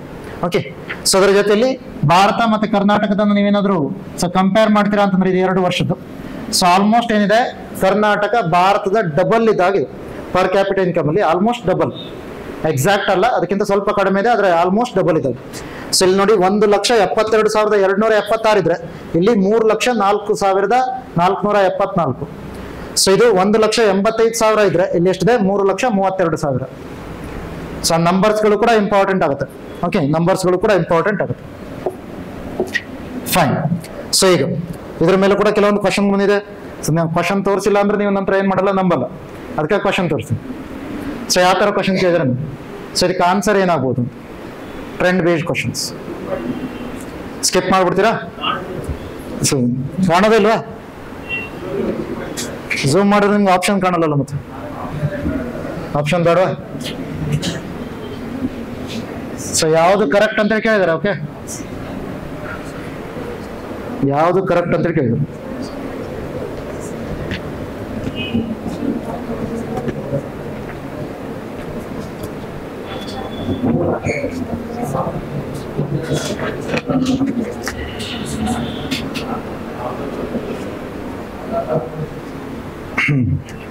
ಸೊ ಕಾಣ್ತಾ ಇಲ್ವಾ? ಬಹಳ ಕಷ್ಟಪಡ್ಬೇಡಿ, ಓದ್ತೀನಿ ನಾನು. ಸೊ 2011-12ರಿಂದ ಕರ್ನಾಟಕ ಮತ್ತು ಭಾರತದ ತಲಾವಾರು ಆದಾಯವು ಸಮಾನವಾಗಿದೆ ಅಂತ ಹೇಳ್ತೀವಿ. ಸಮಾನವಾಗಿದೆಯಾ? ಇಲ್ಲ. 2011-12ರಿಂದ ಕರ್ನಾಟಕ ಮತ್ತು ಭಾರತದ ತಲಾವಾದಾಯವು ಹೆಚ್ಚಾಗುತ್ತಿಲ್ಲ. ಸೊ ತಪ್ಪು, ಅದು ಕೂಡ ಹೆಚ್ಚಾಗ್ತಾ ಇದೆ. 2011-12ರಿಂದ ಕರ್ನಾಟಕದ ತಲಾದಾಯವು ಭಾರತದ ತಲಾದಾಯಕ್ಕಿಂತ ಹೆಚ್ಚುತ್ತಿದೆ. ಸರಿ ಇದೆ, ಕರ್ನಾಟಕದ ತಲಾದಾಯ ಜಾಸ್ತಿ ಇದೆ ಭಾರತಕ್ಕಿಂತ. 2011-12ರಿಂದ ಕರ್ನಾಟಕ ಮತ್ತು ಭಾರತದ ತಲಾದಾಯವು ಹೆಚ್ಚುತ್ತಿದೆ. ಸೊ 2 ಕೂಡ ಸರಿ ಇದೆ. ಅಂದ್ರೆ ಮೀನಿಂಗ್ ಏನು? 3 ಮತ್ತು 4 ಸರಿ ಇದೆ. ಸೊ 3 ಮತ್ತು 4 ಸರಿಯಾದಂತ ಉತ್ತರ ಅಂತ. ಸೊ 3 ಮತ್ತು 4 ಸರಿ, 3 ಮತ್ತು 4 ಸರಿಯಾದಂತ ಉತ್ತರ. ಸೊ ಆ ಥರ ಪ್ರಶ್ನೆಗಳನ್ನ ಕೇಳ್ತಾರೆ. ಅದಕ್ಕಾಗಿ ಟ್ರೆಂಡ್ ಬೇಸ್ಡ್, ಟ್ರೆಂಡ್ ಯಾವ ತರ ಇದೆ ಅನ್ನೋದನ್ನ ನೋಡ್ಬೇಕು. ಸೊ ಈಗ ಅದನ್ನೇ ನಾವೇನಾದ್ರು ಕೊನೆಯ 5 ವರ್ಷಗಳಲ್ಲಿ ಸ್ಥಿರವಾಗಿ ಏರಿಕೆ ಆಗಿದೆ ಅಂತಂದ್ರೆ ಸೊ ಅದು ರಾಂಗ್ ಆಗುತ್ತೆ. ಯಾಕೆ ರಾಂಗ್ ಆಗುತ್ತೆ? ಸೊ ಅಲ್ಲಿ 2019, 2020, 2021 ಇದೆ. ಸೊ ಆ ಕಾರಣಕ್ಕಾಗಿ ಅಲ್ಲಿ ಡ್ರಾಪ್ ಆಗಿರೋದನ್ನ ನೋಡ್ತೀವಿ. ಓಕೆ, ಸೊ ಇವು ಕೆಲವೊಂದು ಪಾಯಿಂಟ್ಗಳು. ಸೊ ನೆಕ್ಸ್ಟ್ ಬರೋಣ. ಸೊ ಈಗ ಮತ್ತೊಂದು ಏನ ನೋಡ್ತೀವಿ ಅಂತ ಹೇಳಿದಾಗ, ರಾಜ್ಯ ಆದಾಯ ಮತ್ತು ತಲಾವಾರು ಆದಾಯಗಳನ್ನ ಕಂಪೇರ್ ಮಾಡ್ತಾ ಇದ್ವಿ ಬೇರೆ ಬೇರೆ ರಾಜ್ಯಗಳು ಮತ್ತು ಕೇಂದ್ರಾಡಳಿತ ಪ್ರದೇಶದ ನಡುವೆ. ಸೊ ಇದರಲ್ಲಿ ನಾವೇನಾದ್ರೂ ನೋಡ್ತೀವಿ ಅಂತಂದ್ರೆ, ಈ ಒಂದು ರಿಪೋರ್ಟ್ನ ಒಳಗಡೆ ಬರೀ 16 ಕೇಂದ್ರಾಡಳಿತ ಪ್ರದೇಶ ಅಥವಾ ರಾಜ್ಯಗಳನ್ನ ಕಂಪೇರ್ ಮಾಡಿದ್ದಾರೆ. ಓಕೆ, ಎಲ್ಲವನ್ನ ಕಂಪೇರ್ ಮಾಡಿಲ್ಲ. ನಾರ್ಮಲ್ ಆಗಿ ಪರ್ ಕ್ಯಾಪಿಟಲ್ ಇನ್ಕಮ್ ಅಲ್ಲಿ ಅತಿ ಹೆಚ್ಚು ಯಾವ ರಾಜ್ಯದ ಕಾಣುತ್ತೆ? ಮಹಾರಾಷ್ಟ್ರ ಕಾಣುತ್ತೆ. ಮಹಾರಾಷ್ಟ್ರ ಇಲ್ಲಿ ಲಿಸ್ಟಲ್ಲಿ ಇಲ್ಲ. ಸೊ ಆ ಕಾರಣಕ್ಕಾಗಿ ನೆನಪಿರ್ಲಿ. ಸೊ ಆದ್ರೆ ನಿಮ್ಗೆ ಏನ್ ಗೊತ್ತಿರ್ಬೇಕು, ಮಹಾರಾಷ್ಟ್ರ ಎಲ್ಲೋ ಮಧ್ಯದಲ್ಲಿ ಬರುತ್ತೆ. ಯಾಕಂದ್ರೆ ಅದ್ರ ಡಾಟಾ ಇಲ್ಲ ಅನ್ನೋ ಕಾರಣಕ್ಕಾಗಿ ಅದನ್ನ ಬಿಟ್ಟಿದ್ದಾರೆ. ಸೊ ಅದರ ಡಾಟಾ ಇಲ್ಲ ಅನ್ನೋ ಕಾರಣಕ್ಕಾಗಿ ಬಿಟ್ಟಿದ್ದಾರೆ ಅಂತ. ಸೊ ಈಗ ಸದ್ಯದಲ್ಲಿ ಇವ್ರು ಕೊಟ್ಟಿರೋ ಪ್ರಕಾರ ಏನಿದೆ, ಮೊದಲನೇದು ತಲಾದಾಯದ ಪ್ರಮಾಣದಲ್ಲಿ ಮೊದಲನೇ ಶ್ರೇಯಾಂಕ ಯಾವ್ದಕ್ಕಿದೆ ಅಂತ ಹೇಳ್ತಿದ್ರೆ ದೆಹಲಿಗಿದೆ ಅಂತ ಹೇಳ್ತಾರೆ. ಸೊ 2ನೇ ಸ್ಥಾನದಲ್ಲಿ ಸೊ ನಮ್ಗೆ ಯಾವ್ದು ಕಾಣ್ತಿದೆ? ತೆಲಂಗಾಣ. ಇನ್ನು 3ನೇ ಸ್ಥಾನದಲ್ಲಿ ಕರ್ನಾಟಕ ಕಾಣ್ತಿದೆ. ಹಾಗೆ ನೆನಪಿರ್ಲಿ, ಎಲ್ಲಾ ರಾಜ್ಯಗಳನ್ನ ಕಂಪೇರ್ ಮಾಡಿಲ್ಲ. ಎಲ್ಲಾ ರಾಜ್ಯಗಳನ್ನ ಕಂಪೇರ್ ಮಾಡಿದ ನಂತರ ಮತ್ತು ಏನಾಗ್ಬೋದು, ಕೆಳಗಡೆ ಬರ್ಬೋದು ನಂಬರು. ಓಕೆ, ಸೊ ಆ ಕಾರಣಕ್ಕಾಗಿ ನೆನಪಿರ್ಬೇಕು. ಆದ್ರೆ ನಿಮ್ಗೆ ಕ್ವಶನ್ಸ್ ಯಾವ ತರ ಆಗ್ಬೋದು? ಫಾರ್ ಎಕ್ಸಾಂಪಲ್, ಕರ್ನಾಟಕಕ್ಕೆ ಕಂಪೇರ್ ಮಾಡಿಕೊಂಡು ಆಂಧ್ರ ಪ್ರದೇಶದ ತಲಾದಾಯ ಹೆಚ್ಚಿದೆ ಅಂತ ನಿಮ್ಗೆ ಗೊತ್ತಿರ್ಬೇಕಾಗ. ಸೊ ಇಲ್ಲ, ಕರ್ನಾಟಕದ್ದು ಜಾಸ್ತಿ ಇದೆ ಆಂಧ್ರ ಪ್ರದೇಶಕ್ಕಿಂತ ಅಂತ. ಕರ್ನಾಟಕಕ್ಕಿಂತ ಮೇಲೆ ಏನಾದ್ರೂ ಇದೆ ಅಂತಂದ್ರೆ ಇದು 2 ಮಾತ್ರ ಇದೆ ಅಂತ, ದೆಹಲಿ, ತೆಲಂಗಾಣ ಈಗ ಸದ್ಯದಲ್ಲಿ ಅಂತ. ಸೊ ಆ ಥರದನ್ನ ಕಂಪ್ಯಾರಿಸನ್ ಮಾಡೋದಕ್ಕಾಗ್ಬೇಕು. ಸೊ ಅದಷ್ಟು ನೆನಪಿದ್ರೆ ಸಾಕು. ಅಥವಾ ಅತಿ ಕಡಿಮೆ ಅಂತ ಇಲ್ಲಿ ಯಾವ್ದನ್ನ ತಗೋತಿದ್ರೆ 54,111. ಸೊ ಅದು ಬಿಹಾರವನ್ನ ತಗೋತಿದ್ರು. ಬಿಹಾರ ಅತಿ ಕಡಿಮೆ ತಲಾವಾರು ಆದಾಯವನ್ನು ಹೊಂದಿರೋದು ಹೇಳ್ತದೆ. ಇನ್ನು ರಾಜ್ಯದ ಒಳಗಡೆ ಬೇರೆ ಬೇರೆ ಜಿಲ್ಲೆಗಳನ್ನ ನೀವು ಕಂಪೇರ್ ಮಾಡಿದಾಗ GDP ಕಂಪೇರ್ ಮಾಡ್ತಾ ಇದ್ರೆ, GDP ಕಂಪೇರ್ ಮಾಡಿದಾಗ ಸೊ ಮೊದಲನೇ ಸ್ಥಾನದಲ್ಲಿ ಯಾವ್ದು ಕಾಣುತ್ತೆ? ಬೆಂಗಳೂರು ಅರ್ಬನ್. ಬೆಂಗಳೂರು ಅರ್ಬನ್ ಮೊದಲನೇ ಸ್ಥಾನದಲ್ಲಿ ಕಾಣುತ್ತೆ. ಬೆಂಗಳೂರು ಅರ್ಬನ್ ಮೊದಲನೇ ಸ್ಥಾನದಲ್ಲಿ ಕಾಣ್ತಾ ಇದೆ. ಸೊ 2ನೇ ಸ್ಥಾನದಲ್ಲಿ ದಕ್ಷಿಣ ಕನ್ನಡ. ದಕ್ಷಿಣ ಕನ್ನಡ. 3ನೇ ಸ್ಥಾನದಲ್ಲಿ ಬೆಳಗಾವಿ. ಬೆಳಗಾವಿ ಕಾಣುತ್ತೆ. ಸೊ ಇದು ಮೊದಲ 3. ಲಾಸ್ಟ್ ಇಂದ 3 ನೋಡ್ತೀರಾ ಅಂದ್ರೆ ಗದಗ, ಅದೇ ರೀತಿಯಲ್ಲಿ ಯಾದಗಿರಿ, ಸೊ ಯಾದಗಿರಿ ಅಂತ ಬರ್ತೀರಾ ಅಥವಾ ಯಾದಗಿರಿ, ಕೊಡಗು. ಸೊ ಇದು ಲಾಸ್ಟ್ ಇಂದ 3ನೇ ಸ್ಥಾನ, 31, 30, 29 ಲಾಸ್ಟ್ 3 ಸ್ಥಾನ. ಇದು ಯಾವುದು? ಒಟ್ಟು ಜಿಲ್ಲಾ ಆಂತರಿಕ ಉತ್ಪನ್ನದ ಆಧಾರದ ಮೇಲೆ. ಸೊ ಇದು ಮೊದಲ 3 ಸ್ಥಾನ, ಇದು ಲಾಸ್ಟ್ 3 ಸ್ಥಾನ. ಅದರ ಜೊತೆಯಲ್ಲಿ ಮತ್ತು ನಿಮ್ಗೆ ಎಕ್ಸ್ಟ್ರಾ ಪಾಯಿಂಟ್ಸ್ ಅನ್ನ ಏನ್ ಕೊಟ್ಟಿದ್ದಾರೆ ಅಂತ ಕೇಳಿದಾಗ ಸೆಕ್ಟರ್ ವೈಸ್ ಎಲ್ಲೆಲ್ಲಿ ಕಾಂಟ್ರಿಬ್ಯೂಷನ್ ಜಾಸ್ತಿ ಇದೆ, ಎಲ್ಲೆಲ್ಲಿ ಕಡಿಮೆ ಇದೆ ಅಂತ ಕೂಡ ಕೊಟ್ಟಿದ್ದಾರೆ.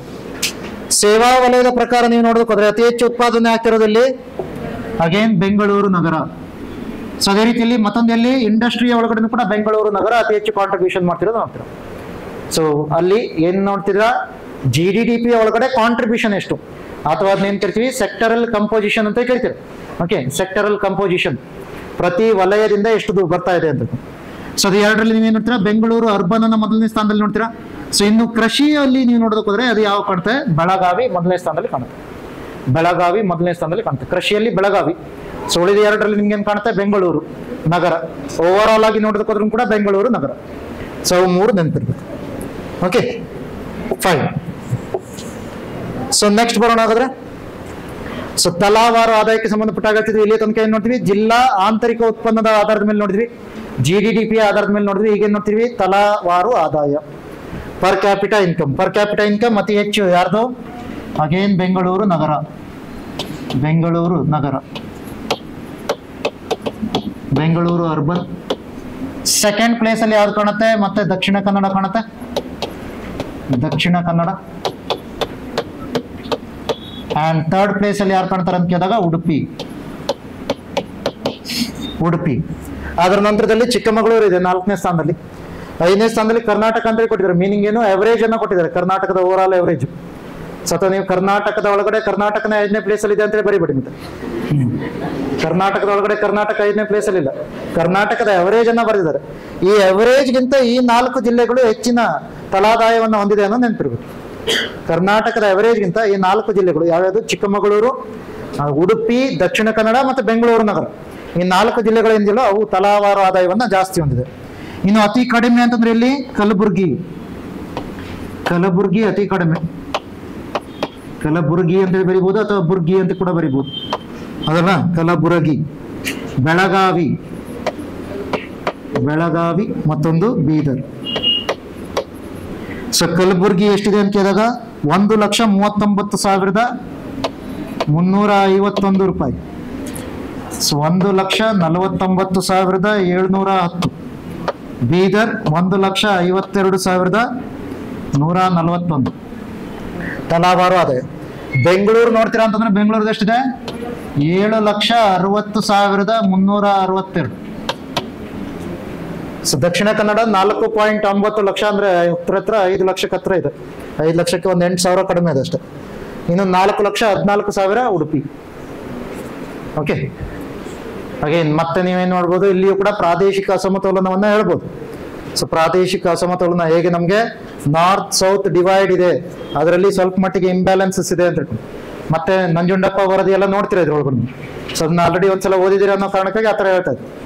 ಸೊ ಆ ಡೆವಲಪ್ಮೆಂಟ್ ನ ಒಳಗಡೆ ಕೂಡ ನಿಮ್ಗೆ ಏನ್ ಕಾಣುತ್ತೆ, ಈ ತರ ಚೇಂಜಸ್ ಕಾಣುತ್ತೆ. ಸೊ ಇದು ತಲಾವಾರು ಆದಾಯದ ಆಧಾರದ ಮೇಲೆ. ಸೊ ನೆಕ್ಸ್ಟ್ ಹೋಗೋಣಾದ್ರೆ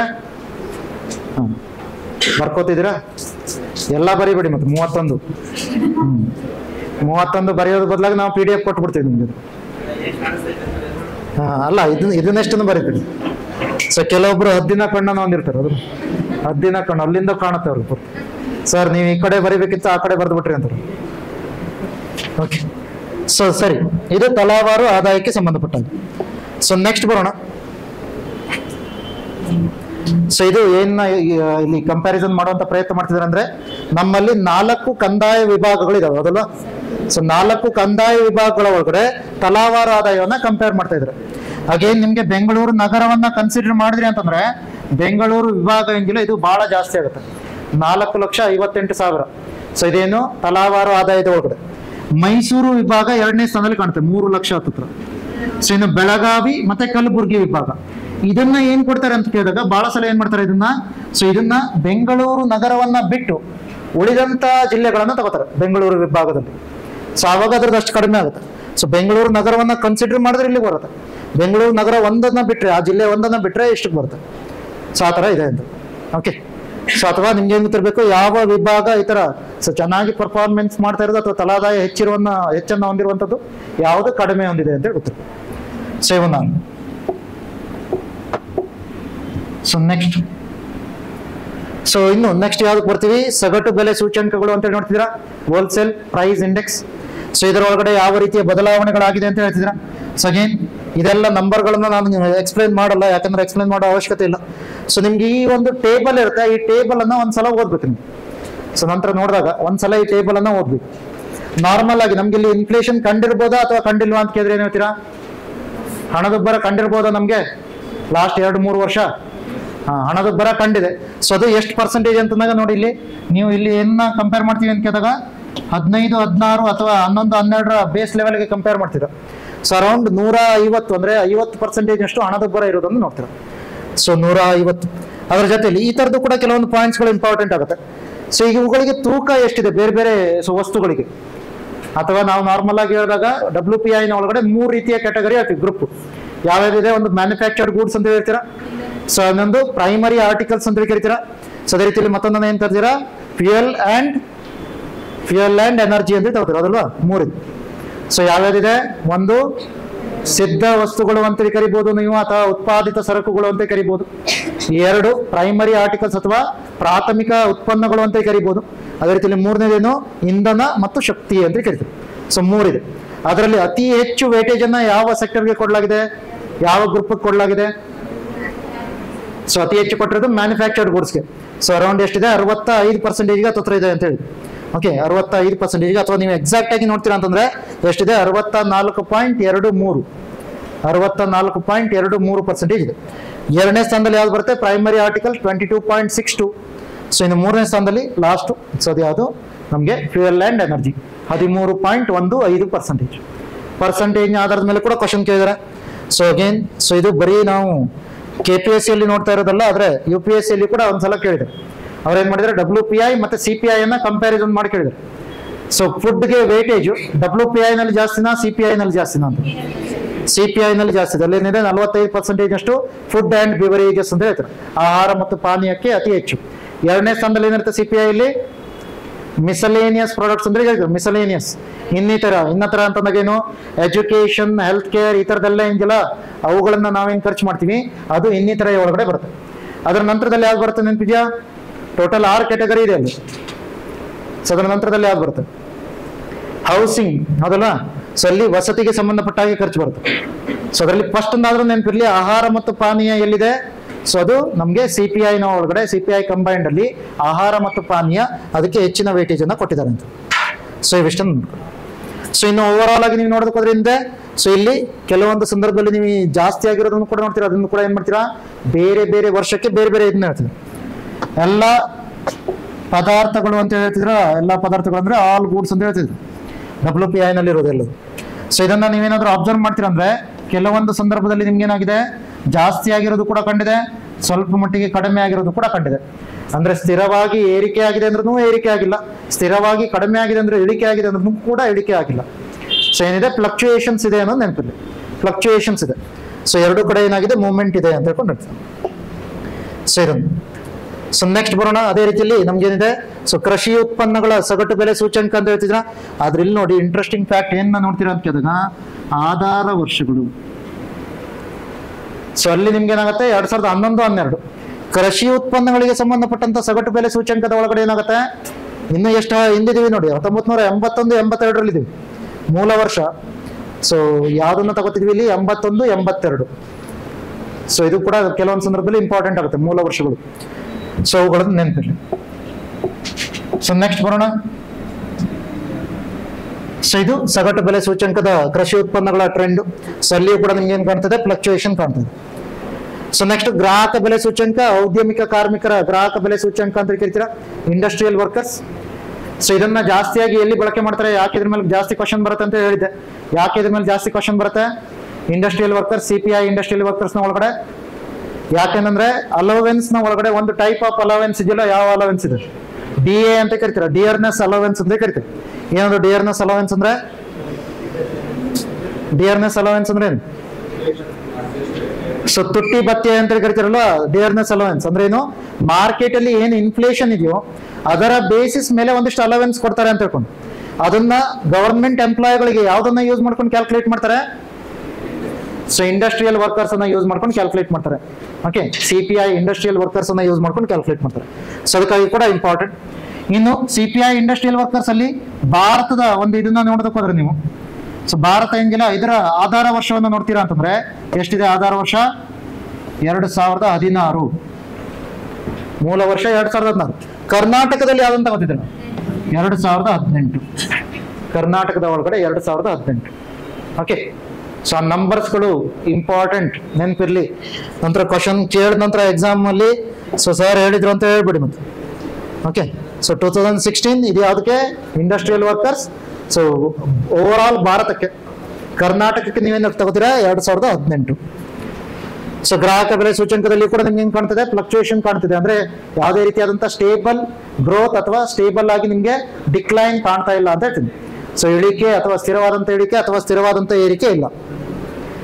ಸೊ ಅದೇ ರೀತಿಯಲ್ಲಿ ಮತ್ತೆ ಏನ್ ನೋಡ್ತೀರಾ, ಗ್ರಾಹಕ ಬೆಲೆ ಆಹಾರ ಮತ್ತು ಸಾಮಾನ್ಯ ಸೂಚ್ಯಂಕದ ಪ್ರವೃತ್ತಿಯಲ್ಲಿ ಕೂಡ ನಿಮ್ಗೆ ಏನಾಗುತ್ತೆ, ಇದೇ ರೀತಿ ಫ್ಲಕ್ಚುಯೇಷನ್ ಇದೆ. ಆದ್ರೆ ಇಲ್ಲಿ ಮತ್ತೆ ಆಧಾರ ವರ್ಷ ಬದಲಾವಣೆ. ಆಧಾರ ವರ್ಷ ಏನಿದೆ, ಇದು 1986, 87. 1986, 87. ಓಕೆ, ಸೊ ಇವು ಕೆಲವೊಂದು ಫ್ಯಾಕ್ಟ್ಸ್ಗಳು ಇದಕ್ಕೆ ಸಂಬಂಧಪಟ್ಟ. ಸೊ ಇದಿಷ್ಟು ನಮಗೆ 1ನೇ ಚಾಪ್ಟರ್ ಏನು ಅಂತ ಹೇಳ್ಕೊಂಡು. ಸೊ 1ನೇ ಚಾಪ್ಟರ್ ಏನು ಅಂತ ಹೇಳ್ಕೊಂಡು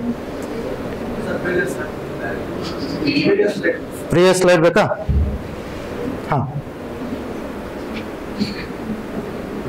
ಸೊ ಇಲ್ಲಿಯೂ ಕೂಡ ನಿಮ್ಗೆ ಏನಾಗಲ್ಲ, ಗ್ರಾಜುವಲ್ ಆಗಿ ಇನ್ಕ್ರೀಸ್ ಆಗಿದೆ ಅಥವಾ ಕರೆಕ್ಟ್ ಆಗಿ ಎಲ್ಲಾ ಟೈಮಲ್ಲಿ ಇನ್ಕ್ರೀಸ್ ಆಗಿದೆ ಅಂತ ಹೇಳಲ್ಲ. ಸೊ ಇಲ್ಲೇನಾಗುತ್ತೆ, ಸ್ವಲ್ಪ ಮಟ್ಟಿಗೆ ಇನ್ಕ್ರೀಸ್ ಆಗಿರೋದು, ಸ್ವಲ್ಪ ಡಿಕ್ರೀಸ್ ಆಗಿ ಮತ್ತೆ ಇನ್ಕ್ರೀಸ್ ಆಗಿದೆ. ಸೊ ಫ್ಲಕ್ಚುಯೇಷನ್ ಇದೆ ಅನ್ನೋದು ನೆನಪಿರ್ಬೇಕು. ಇದು ಎಲ್ಲದಕ್ಕೂ ಇನ್ಫ್ಲೇಷನ್ಗೆ ಸಂಬಂಧಪಟ್ಟ ಹಾಗೆ ಫ್ಲಕ್ಚುಯೇಷನ್ ಇದೆ ಅನ್ನೋದು ನೆನಪಿರ್ಬೇಕು. Okay, fine. ಸೊ ನೆಕ್ಸ್ಟ್ ಹೋಗೋಣ ಹೋದ್ರೆ, ಸೊ ಇದು ಯಾವುದಕ್ಕೆ, ಗ್ರಾಹಕ ಬೆಲೆ. ಅದು ಕೂಡ ಕೃಷಿ ಕಾರ್ಮಿಕರ ಅಥವಾ ಅಗ್ರಿಕಲ್ಚರಲ್ ಲೇಬರರ್ಸ್ ಅಂತ ಕರಿತೀವಿ, ಅಗ್ರಿಕಲ್ಚರಲ್ ಲೇಬರರ್ಸ್. ಅಗೇನ್ ಮತ್ತೆ ಲಾಸ್ಟ್ ಅಲ್ಲಿ ನೀವು ಇದನ್ನ ಓದೋದಕ್ಕಾಗಬೇಕು. ವೇ ಫಾರ್ವರ್ಡ್ ಏನಿದೆ, ಮುನ್ನಡೆಯುವ ಹಾದಿ ಏನಿದೆ, ಅದನ್ನ ಓದೋದಕ್ಕಾಗಬೇಕು. ಸೊ ಇದನ್ನ ಡೈರೆಕ್ಟ್ ಆಗಿ ನೀವು ಓದ್ಬೇಕು, ಏನೇನು ಮಾಡ್ತಾ ಇದ್ದಾರೆ ಅಂತ. ಸೊ ಕೆಲವೊಂದು ವಿಷನ್ಗಳ ಬಗ್ಗೆ ಹೇಳಿದ್ದಾರೆ ನೋಡಿ. 2030ರಲ್ಲಿ ಸಸ್ಟೈನೇಬಲ್ ಡೆವಲಪ್ಮೆಂಟ್ ಗೋಲ್ಸ್ ಅನ್ನ ಅಚೀವ್ ಮಾಡೋದ್ರ ಜೊತೆಯಲ್ಲಿ $1 ಟ್ರಿಲಿಯನ್ ನಾವೇನ್ ಮಾಡ್ತೀವಿ, ಕರ್ನಾಟಕದ ಎಕಾನಮಿಯನ್ನ $1 ಟ್ರಿಲಿಯನ್ ಏರಿಸುವಂತ ವಿಷನ್ ಅನ್ನ ಹೊಂದಿದೀವಿ ಅಂತ ಹೇಳ್ತಾರೆ. ಸೊ ಭಾರತದಲ್ಲಿ ಏನ್ ಹೇಳ್ತಿದೀವಿ ನಾವು, 5 ಟ್ರಿಲಿಯನ್ ಗುರಿಯನ್ನ ಹೊಂದಿದ್ರೆ, ಸೊ ಕರ್ನಾಟಕನ ಏನ್ ಹೇಳ್ತಿದೆ, 1 ಟ್ರಿಲಿಯನ್ ಅಂತ ಹೇಳ್ತದೆ. ಓಕೆ, ಸೊ ಕರ್ನಾಟಕ 1 ಟ್ರಿಲಿಯನ್ ಗುರಿ ಇದೆ ನಮ್ದು ಅಂತ ಹೇಳ್ತದೆ. ಅದರ ಜೊತೆಯಲ್ಲಿ ಕೆಲವೊಂದು ಈ ತರದ ಡಿಸೆಂಟ್ರಲೈಸ್ಡ್ ಅಡ್ಮಿನಿಸ್ಟ್ರೇಷನ್ ಅನ್ನ ಮಾಡೋದಕ್ಕೆ ಟ್ರೈ ಮಾಡ್ತಿದೀವಿ, ಆಡಳಿತವನ್ನ. ಅದರಲ್ಲಿ ಏನ್ ನೋಡ್ತೀರಾ, district as A fulcrum of development ಅಂತ ಹೇಳ್ತಾರೆ. ಸೊ ಕೆಲವೊಂದು ಜಿಲ್ಲೆಗಳನ್ನ ನೀವೇನ್ ಮಾಡ್ತೀರಾ, ಅವುಗಳನ್ನ ಗುರುತಿಸಿ ಅವುಗಳನ್ನ ಯಾವುದೋ ಒಂದು ಪರ್ಟಿಕ್ಯುಲರ್ ಆದಂತ ಸೆಕ್ಟರ್ ನಲ್ಲಿ ಎಲ್ಲಾ ಜಿಲ್ಲೆಗಳಿಗೆ ಮಾರ್ಗದರ್ಶಕ ಆಗೋ ತರ ಟ್ರೈ ಮಾಡೋದು. ಸೊ ಅದರಲ್ಲಿ ನೀವು ಡೆವಲಪ್ಮೆಂಟ್ ಅನ್ನ ಮಾಡಿದ ನಂತರ ಆ ಜಿಲ್ಲೆಯನ್ನ ನೋಡ್ಕೊಂಡು ಬೇರೆ ಜಿಲ್ಲೆಗಳು ಕೂಡ ಏನ್ ಮಾಡ್ಬೋದು, ಈ ತರ ಅಭಿವೃದ್ಧಿಯನ್ನ ಮಾಡ್ಕೋಬಹುದು ಅಂತ. ಸೊ ಆ ತರದ ಒಂದು ಕಾನ್ಸೆಪ್ಟ್. ಸೊ ಆ ಥರದೆಲ್ಲ ತಗೋತೀರಾ. ಅದರ ಜೊತೆಲಿ 5 ವರ್ಷಗಳಲ್ಲಿ, ನೆಕ್ಸ್ಟ್ 5 ವರ್ಷದಲ್ಲಿ ಏನ್ ಹೇಳ್ತೀರಾ, ಸೊ ಓವರ್ ಆಲ್ ಭಾರತದಲ್ಲಿ ಬೇರೆ ಯಾವ್ಯಾವ ರಾಜ್ಯಗಳಿದೆಯೋ ಅದರ ರಫ್ತಿನಲ್ಲಿ 3ನೇ ಸ್ಥಾನಕ್ಕೆ ಬರ್ತೀವಿ ಅಂತ ಹೇಳಿದ್ರು. ಸೊ ಆ ಥರದೆಲ್ಲ ಕೆಲವೊಂದು ಪಾಯಿಂಟ್ಗಳನ್ನ ಇವ್ರು ಏನ್ ಮಾಡ್ತಿದ್ದಾರೆ, ಸೊ ಈ ತರ ಹೇಳ್ತಿದ್ದಾರೆ. ಅದರ ಜೊತೆಲಿ ಈ ತರದ್ದು ಕೂಡ ಇದೆ ನೋಡಿ, ಬೆಂಗಳೂರು ನಗರವನ್ನ ಹೊರತುಪಡಿಸಿ ಇತರೆ ಪ್ರದೇಶಗಳಲ್ಲಿ ಕೂಡ ಇನ್ಫಾರ್ಮೇಶನ್ ಟೆಕ್ನಾಲಜಿ, ಮಾಹಿತಿ ತಂತ್ರಜ್ಞಾನವನ್ನ ಇಂಪ್ರೂವ್ ಮಾಡೋದು ಅಂತ ಹೇಳ್ತಾರೆ. ಅದೇ ಕಾರಣಕ್ಕಾಗಿ ನಿಮ್ಗೆ ಏನ್ ಕಾಣುತ್ತೆ, ಬಹಳಷ್ಟು IT ಪಾರ್ಕ್ಗಳು ಕಾಣುತ್ತೆ. ಹುಬ್ಬಳ್ಳಿ ಅಥವಾ ಗುಲ್ಬರ್ಗ IT ಪಾರ್ಕ್ಗಳು ಅಂತ ಬಂದಾಗ ಅವೆಲ್ಲ ಏನಿಲ್ಲ, ಸೊ ಇವುಗಳಿಗೆ ಸಂಬಂಧಪಟ್ಟ ಆಗಿರುತ್ತೆ. ಇನ್ನು ಹೊಸ ಪ್ರವಾಸೋದ್ಯಮ ನೀತಿ 2020-25, ನ್ಯೂ ಟೂರಿಸಂ ಪಾಲಿಸಿ 2020-25 ಆಗಿರ್ಬೋದು. ಸೊ ಈ ಥರದೆಲ್ಲ ಇದು ಮಾಡ್ತೀವಿ. ಅದರ ಜೊತೆಯಲ್ಲಿ ಯಾವ್ಯಾವುದು ಕಡಿಮೆ ಬಳಕೆಯಾದಂತಹ ಅಥವಾ ಬಳಕೆಯಾಗದಂತಹ ಸರ್ಕಾರಿ ಭೂಮಿಗಳಿದೆಯೋ ಅವುಗಳನ್ನ PPP ಮೂಲಕ ಉತ್ತಮವಾಗಿ ಬಳಕೆ ಮಾಡುವಂತ ಪ್ರಯತ್ನ ಮಾಡ್ತೀವಿ ಅಂತ ಹೇಳಿದ್ರು. ಏನಿದು PPP ಅಂದ್ರೆ, ಪಬ್ಲಿಕ್ ಪ್ರೈವೇಟ್ ಪಾರ್ಟ್ನರ್ಶಿಪ್ ಅಂತ ಇರ್ತದೆ. ಸಾರ್ವಜನಿಕ, ಸೊ ಅದೇ ರೀತಿಯಲ್ಲಿ ಖಾಸಗಿ ಸಹಭಾಗಿತ್ವ ಅಂತ ಕೇಳ್ತೀವಿ. ಸೊ ಆ ಥರದನ್ನ ಮಾಡುವಂತ ಪ್ರಯತ್ನಗಳನ್ನ ಮಾಡ್ತೀವಿ. ಸೊ ಇದಿಷ್ಟು 1ನೇ ಚಾಪ್ಟರ್. ಓಕೆ, ಸೊ ಏನು 1ನೇ ಚಾಪ್ಟರ್ ಅಂತಂದ್ರೆ ಏನಿಲ್ಲ ಅಂದ್ರೆ ನೀವು ಆಲ್ರೆಡಿ ಈಗ 50 ಪೇಜ್ ಅನ್ನ ಮುಗಿಸಿದ್ರಿ. ಓಕೆ, 50 ಪೇಜ್ ಇದೆ ಅದು. ಸೊ ನಾನು ನಿಮ್ಗೆ ಅದನ್ನೇ ಓವರ್ ವ್ಯೂ ಕೊಟ್ಟಿದ್ದೀನಿ. ಸೊ ನಂತರದಲ್ಲಿ ಮತ್ತೊಂದ್ಸಲ ನೀವು ಓದೋದಕ್ಕಾಗಬೇಕು.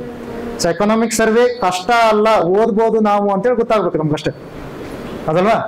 ಸೊ ಎಕನಾಮಿಕ್ ಸರ್ವೆ ಇಲ್ಲ ಕಷ್ಟ ಅಂತ ಅಂದ್ಬಿಟ್ರೆ ಮುಟ್ಟೋದಕ್ಕೆ ಹೋಗಲ್ಲ. ಸೊ ಆ ಥರದ ಒಂದು ಪ್ರಾಬ್ಲಮ್ ಇದೆ ನಮ್ಗೆ. ಸೊ ನೆಕ್ಸ್ಟ್ ಬರೋಣ, ವಿತ್ತೀಯ ಅಭಿವೃದ್ಧಿ ಮತ್ತು ರಾಜ್ಯ ಹಣಕಾಸು ಅಂತ ಕರಿತೀವಿ. Fiscal development and state finances.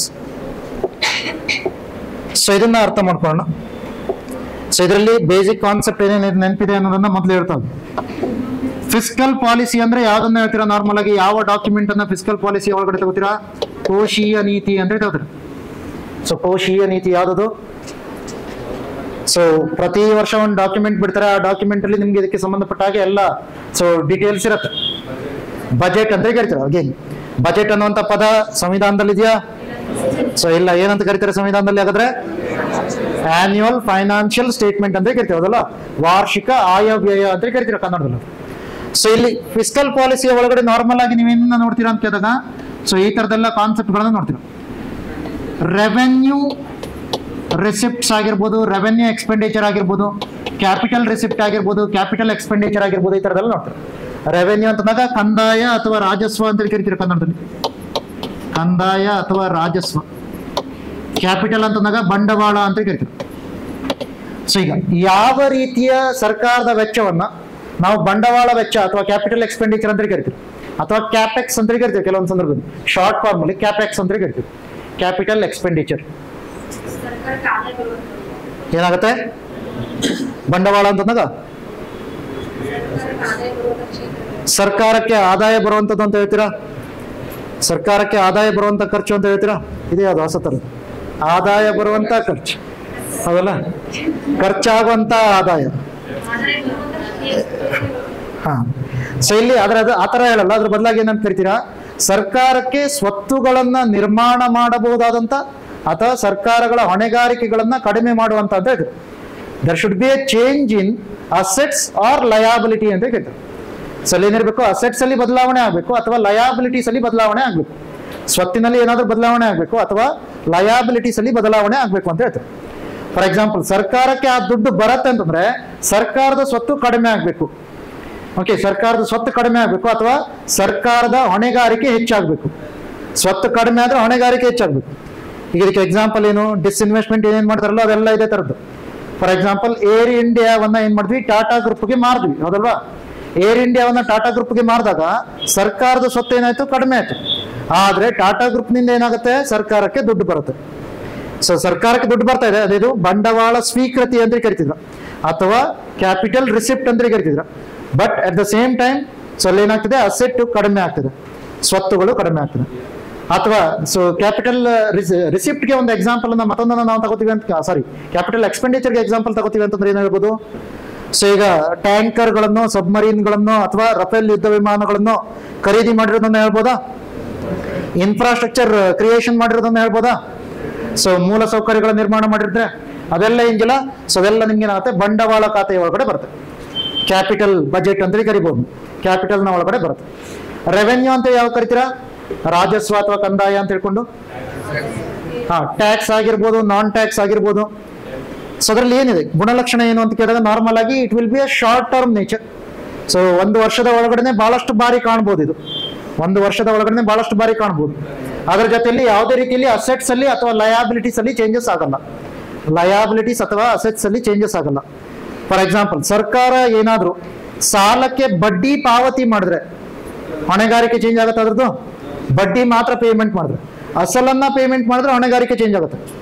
ಹೊಣೆಗಾರಿಕೆ ಅಂದ್ರೆ ಏನು ಅಂತ ಗೊತ್ತಾಗತ್ತಲ್ಲ? ಲಯಾಬಿಲಿಟಿ ಅಂದ್ರೆ, ಫಾರ್ ಎಕ್ಸಾಂಪಲ್, ನನ್ನ ಹೊಣೆಗಾರಿಕೆ ಜಾಸ್ತಿ ಅಂತಂದಾಗ ನಿಮ್ಮ ಹತ್ರದಿಂದ ನಾನೇನಾದ್ರು ಸಾಲ ತಕೊಳ್ಳಲ್ಲ, ಎದುರುಗಡೆ. ಸೊ ಆದ್ರೆ ತಕೊಂಡ್ರೆ ಅಂತ ಹೇಳ್ತೀನಿ, ನಾನು ವಾಪಸ್ ಕೊಡ್ಬೇಕಲ್ವಾ? ಸೊ ವಾಪಸ್ ಕೊಡ್ಬೇಕಲ್ವಾ? ಅದು ನನ್ನ ಹೊಣೆಗಾರಿಕೆ ಅಂತ ಹೇಳ್ತೇನೆ. ಅದು ಹೊಣೆಗಾರಿಕೆ ಜಾಸ್ತಿ ಆಗತ್ತೆ. ಸೊ ವಿಜಯ್ ಮಲ್ಯ ತರ ಇದ್ರೆ ಅದು ಹೊಣೆಗಾರಿಕೆ ಬೇರೆ ತರ ಆಗುತ್ತೆ. ಹೊಣೆಗಾರಿಕೆ ಝೀರೋ ಆಗ್ಬಿಡುತ್ತೆ. ಸೊ ಇಲ್ಲೇನು ಹೊಣೆಗಾರಿಕೆ ಜಾಸ್ತಿ ಆಗುತ್ತೆ. ಯಾರು ಸಾಲ ತಗೋತಾರೋ ಅವ್ರ ಹೊಣೆಗಾರಿಕೆ ಜಾಸ್ತಿ ಆಗ್ತಾ ಹೋಗುತ್ತೆ. ಈಗ ಸರ್ಕಾರ ಈ ತರ ಸಾಲ ತಗೊಂಡ್ರೆ ಅದ್ರ ಹೊಣೆಗಾರಿಕೆ ಕೂಡ ಜಾಸ್ತಿ ಆಗುತ್ತೆ ಅಂತ ಹೇಳ್ತಿದ್ರು. ಓಕೆ, ಸಾತರ. ಆದ್ರೆ ಇಲ್ಲಿ ರೆವೆನ್ಯೂದ ಒಳಗಡೆ ಆ ಥರದ್ದು ಏನು ಚೇಂಜಸ್ ಆಗಲ್ಲ. ಸರ್ಕಾರದ ಹೊಣೆಗಾರಿಕೆಗೂ ಕೂಡ ಬರಲ್ಲ ಅಥವಾ ಸರ್ಕಾರದಲ್ಲಿ ಯಾವುದೇ ರೀತಿಯ ಸ್ವತ್ತುಗಳು ಕೂಡ ಬದಲಾವಣೆ ಆಗಲ್ಲ. ಸೊ ಫಾರ್ ಎಕ್ಸಾಂಪಲ್ ಯಾವ್ಯಾರನ್ನ ಹೇಳ್ಬೋದು? ರೆವೆನ್ಯೂಗೆ ಅಂತಂದಾಗ ಟ್ಯಾಕ್ಸ್ ಮತ್ತು ನಾನ್ ಟ್ಯಾಕ್ಸ್ ಅಂತ ಕರಿತಾರೆ. ರಿಸಿಪ್ಟ್, ಟ್ಯಾಕ್ಸ್ ರಿಸಿಪ್ಟ್ ಅಂತಂದಾಗ ಅದರಲ್ಲಿ ಡೈರೆಕ್ಟ್ ಟ್ಯಾಕ್ಸ್ ಇದೆ, ನಾನ್ ಇಂಡೈರೆಕ್ಟ್ ಟ್ಯಾಕ್ಸ್ ಇದೆ, ಈ ಥರದೆಲ್ಲ ಇದೆ. ಡೈರೆಕ್ಟ್ ಟ್ಯಾಕ್ಸ್ ಅಂದ್ರೆ ಯಾವ ಕರಿತೀರಾ? Income tax, corporate tax, capital gains tax, securities transaction tax, ಮತ್ತೆ ಅದು. ಸೊ ಅದರ ಮೀನಿಂಗ್ ಏನು? ಡೈರೆಕ್ಟ್ ಟ್ಯಾಕ್ಸ್ ಅಂದ್ರೆ ಡೈರೆಕ್ಟ್ ಟ್ಯಾಕ್ಸ್ ಅಂದ್ರೆ ಮೀನಿಂಗ್ ಇದು. ಹಾ, ಸೊ ಅದನ್ನ ಬೇರೆಯವ್ರ ಮೇಲೆ ಶಿಫ್ಟ್ ಮಾಡೋದಕ್ಕಾಗಲ್ಲ ಅಂತ ಹೇಳ್ತೀರಾ, ಅಥವಾ ಇನ್ನೊಂದು ರೀತಿಯಲ್ಲಿ ಅದನ್ನೇನ್ ಕರಿತೀವಿ, ಈ ಪಾಯಿಂಟ್ ಆಫ್ ಇಂಪ್ಯಾಕ್ಟ್